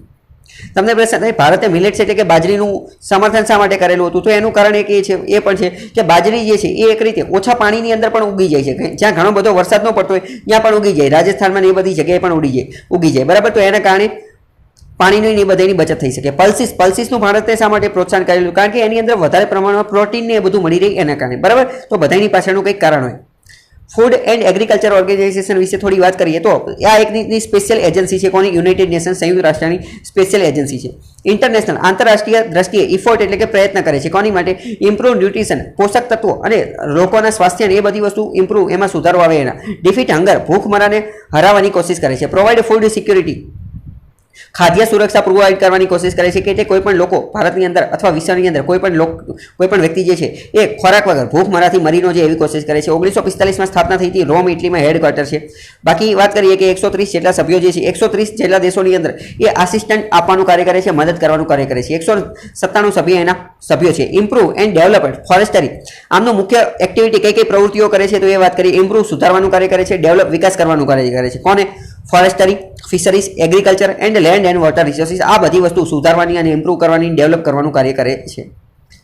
એક MCQ હું તમને પ્રેક્ટિસ માટે પૂછું છું, બરાબર. આનો આન્સર તમારે કમેન્ટ બોક્સમાં લખવાનો છે. આનો આન્સર હું તમને આપીશ નહીં, બરાબર. તમે જાતે રિસર્ચ કરીને પણ આનો આન્સર આપી શકો છો. FAO અકોર્ડ્સ સ્ટેટસ ઓફ, FAO દ્વારા એક સ્ટેટસ આપવામાં આવેલું છે. કોનું? તો કે GIAHS. GIAHS શું છે? Globally important agriculture heritage system. આંતરરાષ્ટ્રીય દ્રષ્ટિએ ઇમ્પોર્ટન્ટ, મહત્વની એગ્રીકલ્ચર એટલે કે ખેતીની હેરિટેજ, વારસામાં આપવામાં આવતી સિસ્ટમ લોન્ચ કરવામાં આવેલી છે. કોની માટે? ટ્રેડિશનલ એગ્રીકલ્ચર સિસ્ટમ, એટલે કે પરંપરાગત જે કૃષિ થતી હોય એને જાળવી રાખવા માટે આ સિસ્ટમ લોન્ચ કરેલી છે. તો what is the overall goal of this initiative? FAO દ્વારા આ સિસ્ટમ શરૂ કરવામાં આવી છે, આ ઇનિશિયેટિવ, આ પહેલ શરૂ કરવામાં. તો આનું ઓવરઓલ ગોલ, આનો મુખ્ય ઉદ્દેશ્ય શું છે? પહેલું, ટુ પ્રોવાઇડ મોડર્ન ટેકનોલોજી પૂરી પાડવાની. ટ્રેનિંગ ઇન મોડર્ન ફાર્મિંગ, આધુનિક પ્રકારની ખેતીની અંદર ટેકનોલોજી, ટ્રેનિંગ, તાલીમ એ પૂરી પાડવાનો. મેથડ એન્ડ ફાઇનાન્શિયલ સપોર્ટ, નાણાકીય સહાય કરવાનો. Local community of identified GIAHS so as to greatly enhance their agriculture property, એટલે આ બધી વાત કરે છે. એની કેપેસિટીની બધું વધારવાનું, નાણાકીય સહાય કરવાની, નવી લેટેસ્ટ ટેકનોલોજીને એ બધું લાવવાનું, આધુનિક ટેકનોલોજીની ટ્રેનિંગ આપવાની, એ એમનું કાર્ય છે. પહેલું વિધાન એ કહે છે. બીજું વિધાન આઈડેન્ટિફાઈ એટલે કે ઓળખવાનું, અને સેફગાર્ડ એટલે કે સંરક્ષિત કરવાનું. ઓળખવાનું અને સંરક્ષિત કરવાનું. કોને? ઇકો ફ્રેન્ડલી ટ્રેડિશનલ, પર્યાવરણને અનુકૂળ હોય એવી પરંપરાને, from farm practices and there associated landscape agriculture biodiversity. સાથે સાથે એગ્રીકલ્ચર, ખેતીની બાયોડાયવર્સિટી, જૈવ વિવિધતાને પણ જાળવી રાખવાની, એના જ્ઞાનને સંવર્ધિત કરવાનું અને લોકલ કમ્યુનિટી સુધી આ જ્ઞાન પહોંચાડવાનું. બીજું વાક્ય એવું કહે છે. ત્રીજું વાક્ય શું કહે છે? પ્રોવાઇડ એટલે કે પૂરું પાડવાનું. Geographical indication status, GI tag પૂરું પાડવાનું. Status to all the varieties, બધી જ વેરાયટીને GI ટેગ પૂરી પાડવાનું. કઈ બધી વેરાયટી? તો કે agriculture product, in such identified GIAHS જેને ઓળખી લે એ બધા અહીંયા જેટલી પણ વેરાયટી ઉગાડવામાં આવે એ બધીને GI ટેગ પૂરું પાડવાનું. આ 3 વિધાન છે. તો 3માંથી આપણે શું કહેવાનું છે? સાચા વિધાન ગોતવાનું છે. પરીક્ષાની અંદર આપણને તમારે ખાસ ધ્યાન રાખવાનું સાચું પૂછેલું છે કે ખોટું, બરાબર? તો સાચા કહે છે એ કહેવાનું. અહીંયા ઓપ્શન પણ આપેલા 1 3 2 2 3 અને 1 2 3. તો તમે આનો આન્સર કમેન્ટ બોક્સમાં કરજો. જાતે પણ રિસર્ચ કરીને આન્સર આપવાની કોશિશ કરજો. બીજો મહત્વનો આર્ટિકલ જોઈએ તો recently developed bio fortified varieties of 8 crop. 8 જેટલા ક્રોપ માટે 8 જેટલા પાક માટે તાજેતરમાં તે ડેવલપ કરવામાં આવેલું છે. શું? Bio fortified variation. Bio fortified શું છે એ આપણે જાણીશું. બાયો ફોર્ટિફિકેશન શું છે એ પણ જાણીશું. બંને વસ્તુ જાણીશું. 8 જેટલા પાકની 17 જેટલી પ્રજાતિ જે છે, 17 જેટલી નવી લેટેસ્ટ વેરાયટી લોન્ચ કરવામાં આવી છે 8 પાકની. શું છે એનું નામ? તો કે બાયો ફોર્ટિફાઈડ વેરાયટીઝ. એને શું કહેવાય? Bio fortified. બાયો ફોર્ટિફાઈડ એટલે શું એ પણ જોઈએ. વડાપ્રધાન દ્વારા ડેડિકેટ કરવામાં આવી છે આ બધી વસ્તુને. બાયો ફોર્ટિફિકેશનનો મતલબ શું થાય? બાયો ફોર્ટિફિકેશનનો મતલબ શું થાય કે જ્યારે આપણે કોઈ પણ પાક જે છે એને જમીનની અંદર ઉગાડવામાં આવે, જ્યારે એનું રોપણ કરવામાં આવે, જ્યારે ઉગાડવામાં આવે ત્યારે તે એની અંદર અમુક પ્રકારના ન્યુટ્રિયન્ટ્સ એટલે કે અમુક પ્રકારના પોષક તત્વો જે છે ત્યારે તે એની અંદર એડ કરી દેવામાં આવે. તમને પ્રશ્ન થાય એડ કરવાની જરૂર શું? તો એનું કારણ એ છે કે ઘણી બધી વાર અમુક પ્રકારના વિટામિન્સ, અમુક પ્રકારના પોષક તત્વો, અમુક પ્રકારના મિનરલ્સની ખામીના કારણે ઘણા બધા રોગ થતા હોય છે લોકોને. તો એ રોગ અટકાવવા માટે આપણે પહેલેથી તે એને એ પોષક તત્વો, વિટામિન્સ, મિનરલ્સ મળી જાય તો એ રોગ અટકાવી શકાય. એટલે જ્યારે ખોરાક ઉગાડીએ, પાક ઉગાડીએ જમીનની અંદર ત્યારે તે આ વિટામિન, મિનરલ એક ક્રોપની અંદર જ નાખી દેવાના. આ પરંપરાને, આ કન્વેન્શનલ પ્લાન્ટ બ્રીડિંગને બાયો ફોર્ટિફિકેશન કહેવાય. બરાબર? મોસ્ટ એમપી કોન્સેપ્ટ છે. પરીક્ષામાં પ્રશ્ન પૂછાઈ શકે છે. 2019ના યુપીએસસી પેપર જોઈએ તો આપણને ખ્યાલ આવે છે કે ધીમે ધીમે યુપીએસસીની અંદર એગ્રીકલ્ચર એટલે કે ખેતી રિલેટેડ જે પ્રશ્ન પૂછાય છે એનું પ્રમાણ વધેલું છે. બરાબર? યુપીએસસીના આખા પેપરનું સોલ્યુશન મેં મૂકેલું છે, એ પણ જોઈ શકો છો. તો બાયો ફોર્ટિફિકેશન કઈ રીતે થઈ શકે છે, બાયો ફોર્ટિફિકેશન શું એ જોયું. કઈ રીતે થઈ શકે? પ્લાન્ટ બ્રીડિંગથી થઈ શકે, એગ્રોનોમિકથી થઈ શકે પ્રેક્ટિસ, અને બાયોટેકનોલોજીથી થઈ શકે. અહીંયા અત્યારે આપણે બાયોટેકનોલોજીની વાત કરીશું. એટલે કે ટેકનોલોજીની મદદથી આપણે એ પોષક તત્વો જ્યારે ખોરાક ઉગાડીએ ત્યારે નાખી દેવાના, એને કહેવાય biofortification. Biofortification include provitamin A, carotenoid, zinc અને આયર્ન. આ બધી વસ્તુ અત્યારે વધારાની એમાં એડ કરવામાં આવશે. આપણે નવી જે બનાવેલી છે પ્રજાતિ એની માટે. એગ્રોનોમિક બાયો ફોર્ટિફિકેશન વાત કરીએ. એગ્રોનોમિક બાયો ફોર્ટિફિકેશન એની અંદર શું હોય તો applications of minerals such as zinc અને આયર્ન અને ફોલિયર જેવા મિનરલ, જેવા ક્ષાર, જેવા તત્વો હોય એનો ઉપયોગ કરી અને એને સોઇલ, જમીનની અંદર એડ કરવામાં આવે છે. How does bio fortification? હવે જો અહીંયા એ સમજીએ, બાયો ફોર્ટિફિકેશન એ ફૂડ ફોર્ટિફિકેશનથી અલગ કેમ છે? તો એનો એક જ ડિફરન્સ છે. એ કયો ડિફરન્સ? બાયો ફોર્ટિફિકેશનમાં મેં તમને કહી દીધું કે જ્યારે પાક ઉગાડવામાં આવે ત્યારે જમીનની સાથે સાથે, બીજની સાથે સાથે, સીડની સાથે સાથે તે જે ફોર્ટિફિકેશન, વધારાના ન્યુટ્રિયન્ટ્સ, પોષક તત્વો જે છે એ ત્યારે જ એડ કરી દેવામાં આવે. જ્યારે ફૂડ ફોર્ટિફિકેશનમાં કેવું હોય કે ફૂડ ફોર્ટિફિકેશનની અંદર શું હોય કે પાક તૈયાર થઈ જાય. પાક તૈયાર થઈ જાય પછી જ્યારે એનું પ્રોસેસિંગ કરવામાં આવતું હોય ત્યારે એની અંદર એ વસ્તુ એડ કરવામાં આવે. જ્યારે એનું પ્રોસેસિંગ કરવામાં આવતું હોય ત્યારે, જેમ કે માની લો કે ટોમેટો એટલે કે ટામેટા છે, તો ટામેટાની અંદરથી જ્યારે ટોમેટો સોસ બનાવવામાં આવે તો ટોમેટોમાંથી ટોમેટો સોસ બનાવવા એને ફૂડ પ્રોસેસિંગ કહેવાય. તો જ્યારે એ સોસ બનાવવાની પ્રક્રિયા જે છે ત્યારે વચ્ચે એની અંદર અમુક પ્રકારના મિનરલ્સ, વિટામિન, ન્યુટ્રિયન્ટ્સ, પોષક તત્વો નાખી દેવા, એને કહેવાય ફૂડ ફોર્ટિફિકેશન. જેમ કે તમે નામ સાંભળેલું છે આશીર્વાદ આટાનું. તો આશીર્વાદ આટા જે છે એક રીતે આટા જે છે એ તો ઘઉંમાંથી જ બનવાનું છે, એટલે કે ઘઉંનો લોટ છે. પરંતુ જ્યારે આશીર્વાદ આટા બને તો એ એમનું ફૂડ ફોર્ટિફિકેશન કરી નાખે છે. એટલે કે એની અંદર વધારાના પોષક તત્વો પણ ઉમેરી જાય છે. બરાબર? તો ફૂડ ફોર્ટિફિકેશનમાં શું કે ખોરાક તૈયાર થઈ જાય, પાક તૈયાર થઈ જાય પછી એડ કરવાનું હોય. બાયો ફોર્ટિફિકેશનમાં પહેલાં તૈયાર કરવાનું હોય. અહીંયા ઇંગ્લિશમાં બધું લખેલું છે, જોઈ શકો છો તમે વાંચીને. બાકી આગળ એક બીજો આર્ટિકલ જોઈએ તો વાત કરે છે કે થેલેસેમિયા બાલ સેવા યોજના. એક યોજના રજૂ કરવામાં આવેલી છે થેલેસેમિયા માટે, થેલેસેમિયાના નાબૂદ કરવા માટે. થેલેસેમિયા એક રોગ છે, બાલ સેવા યોજના. હેલ્થ મિનિસ્ટ્રીએ લોન્ચ કરેલી છે. સેકન્ડ ફેઝ, એનું બીજું ચરણ લોન્ચ કરેલું છે. થેલેસેમિયા શું છે અહીંયા જોઈ શકો છો. એ ટ્રીટમેન્ટને, સિમ્ટમ્સને બધું આપેલું છે. પોઝ કરીને જોઈ લો, બાકી આગળ હું સમજાવી શકતી. આ સ્કીમ વિશે જોઈએ તો 2017માં લોન્ચ કરેલી હતી અને વાત કરેલી હતી કોલ ઇન્ડિયાના CSR જે છે એ ફંડ કરશે અને એના આધારે આ સ્કીમ લોન્ચ કરવામાં આવશે. હિમેપેટ્રિક સ્ટીમ સેલ્સ ટ્રાન્સપ્લાન્ટેશન પ્રોગ્રામ જે છે એના અંતર્ગત થેલેસેમિયા જે છે એને નાબૂદ કરવામાં આવશે. એનો એમ ઉદ્દેશ્ય શું છે? પ્રોવાઈડ એટલે પૂરું પાડવાનું વન ટાઈમ ક્યોર ઓપોર્ચ્યુનિટી. જેટલા પણ લોકો થેલેસેમિયાથી પીડાય છે એને એક વન ટાઈમ ક્યોર, એક જ સમયની અંદર બોલાવવામાં આવે અને એની ક્યોર સાજા કરી દેવામાં આવે એવી તક પૂરી પાડવામાં. થેલેસેમિયા શું છે એ સમજવાનું છે, અતિ મહત્વની વસ્તુ છે. થેલેસેમિયા પહેલા તો ક્યાં જોવા મળે? Blood disorder. ડિસઓર્ડરનો મતલબ શું? આપણા શરીરની અંદર ગમે ત્યાં કંઈ ખામી સર્જાઈ જાય એને કહેવાય ડિસઓર્ડર. શરીરમાં ગમે ખામી સર્જાઈ જાય એને કહેવાય ડિસઓર્ડર. તો બ્લડ ડિસઓર્ડર એટલે કે આખા શરીરમાં ક્યાં ખામી સર્જાય? બ્લડ, ખૂનની અંદર, આપણા રક્ત લોહીની અંદર ખામી સર્જાઈ જાય. અને આ જે છે એ ઇનહેરિટેડ છે, એટલે કે વારસાગત રીતે જોવા મળતો રોગ છે. માતા પિતામાં હોય તો આપણામાં એટલે કે બાળકોમાં આવવાની શક્યતા રહેલી છે. તો ઇનહેરિટેડ બ્લડ ડિસઓર્ડર. ડાયરેક્ટ વિધાનવાળા વાક્યમાં પૂછે છે થેલેસેમિયા શું? ઇનહેરિટેડ એટલે કે વારસાગત રોગ છે, બ્લડ રોગ રક્તમાં જોવા મળતો અને ડિસઓર્ડર એટલે કે ખામી. હવે આના અંતર્ગત શું થાય છે? તો આના અંતર્ગત હિમોગ્લોબિનનું પ્રમાણ ઘટી જાય છે. હિમોગ્લોબિનનું પ્રમાણ ઘટી જાય. હિમોગ્લોબિન શું છે? તો હિમોગ્લોબિન એક પ્રકારનું પ્રોટીન છે. હિમોગ્લોબિન એક પ્રકારનું પ્રોટીન છે. હિમોગ્લોબિન આપણા શરીરને શું મદદ કરે, શું હેલ્પ કરે? તો હિમોગ્લોબિન એક પ્રકારનું પ્રોટીન છે જે આપણા શરીરની અંદર રક્તની અંદર ખૂન બ્લડ એટલે કે લોહીની અંદર ઓક્સિજન કેરી કરવાનું, ઓક્સિજનને વહન કરાવવાનું કાર્ય કરે છે. હિમોગ્લોબિન શું છે? પ્રોટીન છે. કાર્ય શું છે? આપણા શરીરના લોહીની અંદર ઓક્સિજનનું વહન કરાવવાનું કાર્ય કરે છે. તો હિમોગ્લોબિનનું પ્રમાણ ઘટી જાય તો શું થાય? એનો મતલબ એ થાય હિમોગ્લોબિનનું પ્રમાણ ઘટે એટલે હિમોગ્લોબિનના પ્રોટીનનું પ્રમાણ ઘટે એટલે ઓક્સિજનને જે વહન કરવાની ક્ષમતા જે છે એ ઘટી જાય, એ લેસ થઈ જાય. તો એના કારણે શરીરની અંદર રેડ બ્લડ સેલને એ બધું ઘટી જાય અને બોડી નોર્મલ કરતાં વધારે થાકી જાય ને, પેલ થઈ જાય ને, પાતળી થઈ જાય ને, એવું બધું થઈ જાય. When there isn't enough haemoglobin, જ્યારે આપણા શરીરમાં પૂરતા હિમોગ્લોબિન ન હોય તો રેડ બ્લડ સેલ ને એ બધું પણ ઘટી જાય. કારણ કે રેડ બ્લડ સેલ રક્તકણોનો મુખ્યત્વે એની અંદર સૌથી વધુ પ્રમાણ શું હોય? તો એ હોય હિમોગ્લોબિન. હિમોગ્લોબિન પ્રોટીન છે, એ બધી વસ્તુ તમને ખબર હોવી જોઈએ. વ્યવસ્થિત કાર્ય કરતું નથી. બરાબર. Last shorter period of time fewer healthy blood cells travelling the bloodstream ને એ બધી વસ્તુ અહીંયા આપેલી છે. થેલેસેમિયા થાય તો કેવા પ્રકારના સિમ્પટમ્સ, કેવા પ્રકારના લક્ષણો જોવા મળે? ફટીગ એટલે કે થાક લાગવા મળે, વીકનેસ એટલે કે કમજોરી લે, પેલનેસ એટલે કે આપણે નબળા ને દુબળા ને એવા બની જાય, સ્લો ગ્રોથ એકદમ ધીમો વિકાસ જોવા મળે.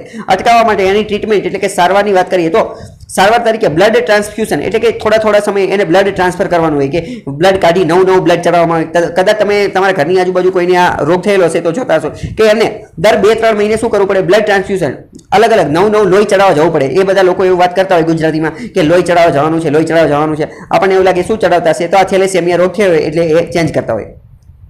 તો બ્લડ ટ્રાન્સફ્યુઝન કરવું પડે અથવા તો ડોનર સ્ટેમ સેલ ટ્રાન્સપ્લાન્ટ. કોઈ ડોનર એમને મળી જાય, પરંતુ ડોનર મળવો એની માટે મુશ્કેલ છે. કારણ કે એના જે લક્ષણો, એના જે જીન હોય, એના જે ડીએનએ હોય, એનું જે બ્લડ ગ્રુપ હોય, એની સાથે એ ડોનર મેચ થવો જરૂરી છે. અને એ જો ડોનર એનો સ્ટેમ સેલ ડોનેટ કરે અને એ જો એની અંદર ટ્રાન્સપ્લાન્ટ કરવામાં આવે તો પણ આનું સમાધાન કરી શકાય છે, તો પણ આ રોગ થેલેસેમિયાને અટકાવી શકાય છે. તો એ ખબર હોવી જોઈએ તમને.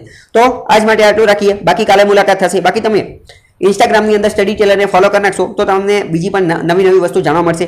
ટેલિગ્રામમાં સ્ટડી ટેલર ચેનલ જોઈન કરી નાખશો તો તમને પીડીએફની બધી વસ્તુ મળી જશે. આ બધી લિંક જે છે એ પણ કમેન્ટ બોક્સની અંદર મેં આ બધી લિંક જે છે ટેલિગ્રામની ને ઇન્સ્ટાગ્રામની આ બધી લિંક જે છે એ ડિસ્ક્રિપ્શનમાં મૂકેલી છે. ત્યાંથી તમે ડાયરેક્ટ જોઈન કરી શકો છો. આ પ્રશ્નના જવાબ કમેન્ટ બોક્સમાં લખવાનો છે. નંદનકાનન ઝૂઓલોજીકલ પાર્ક ક્યાં આવેલો છે? હિમોગ્લોબિનનો ઉપયોગ શું છે? ગુપ્કર ડિક્લેરેશન કોની સાથે સંબંધિત છે? તો આજ માટે આટલું રાખીએ. બાકી કાલે મુલાકાત થશે. ત્યાં સુધી જોડાયેલા રહો સ્ટડી ટેલર સાથે.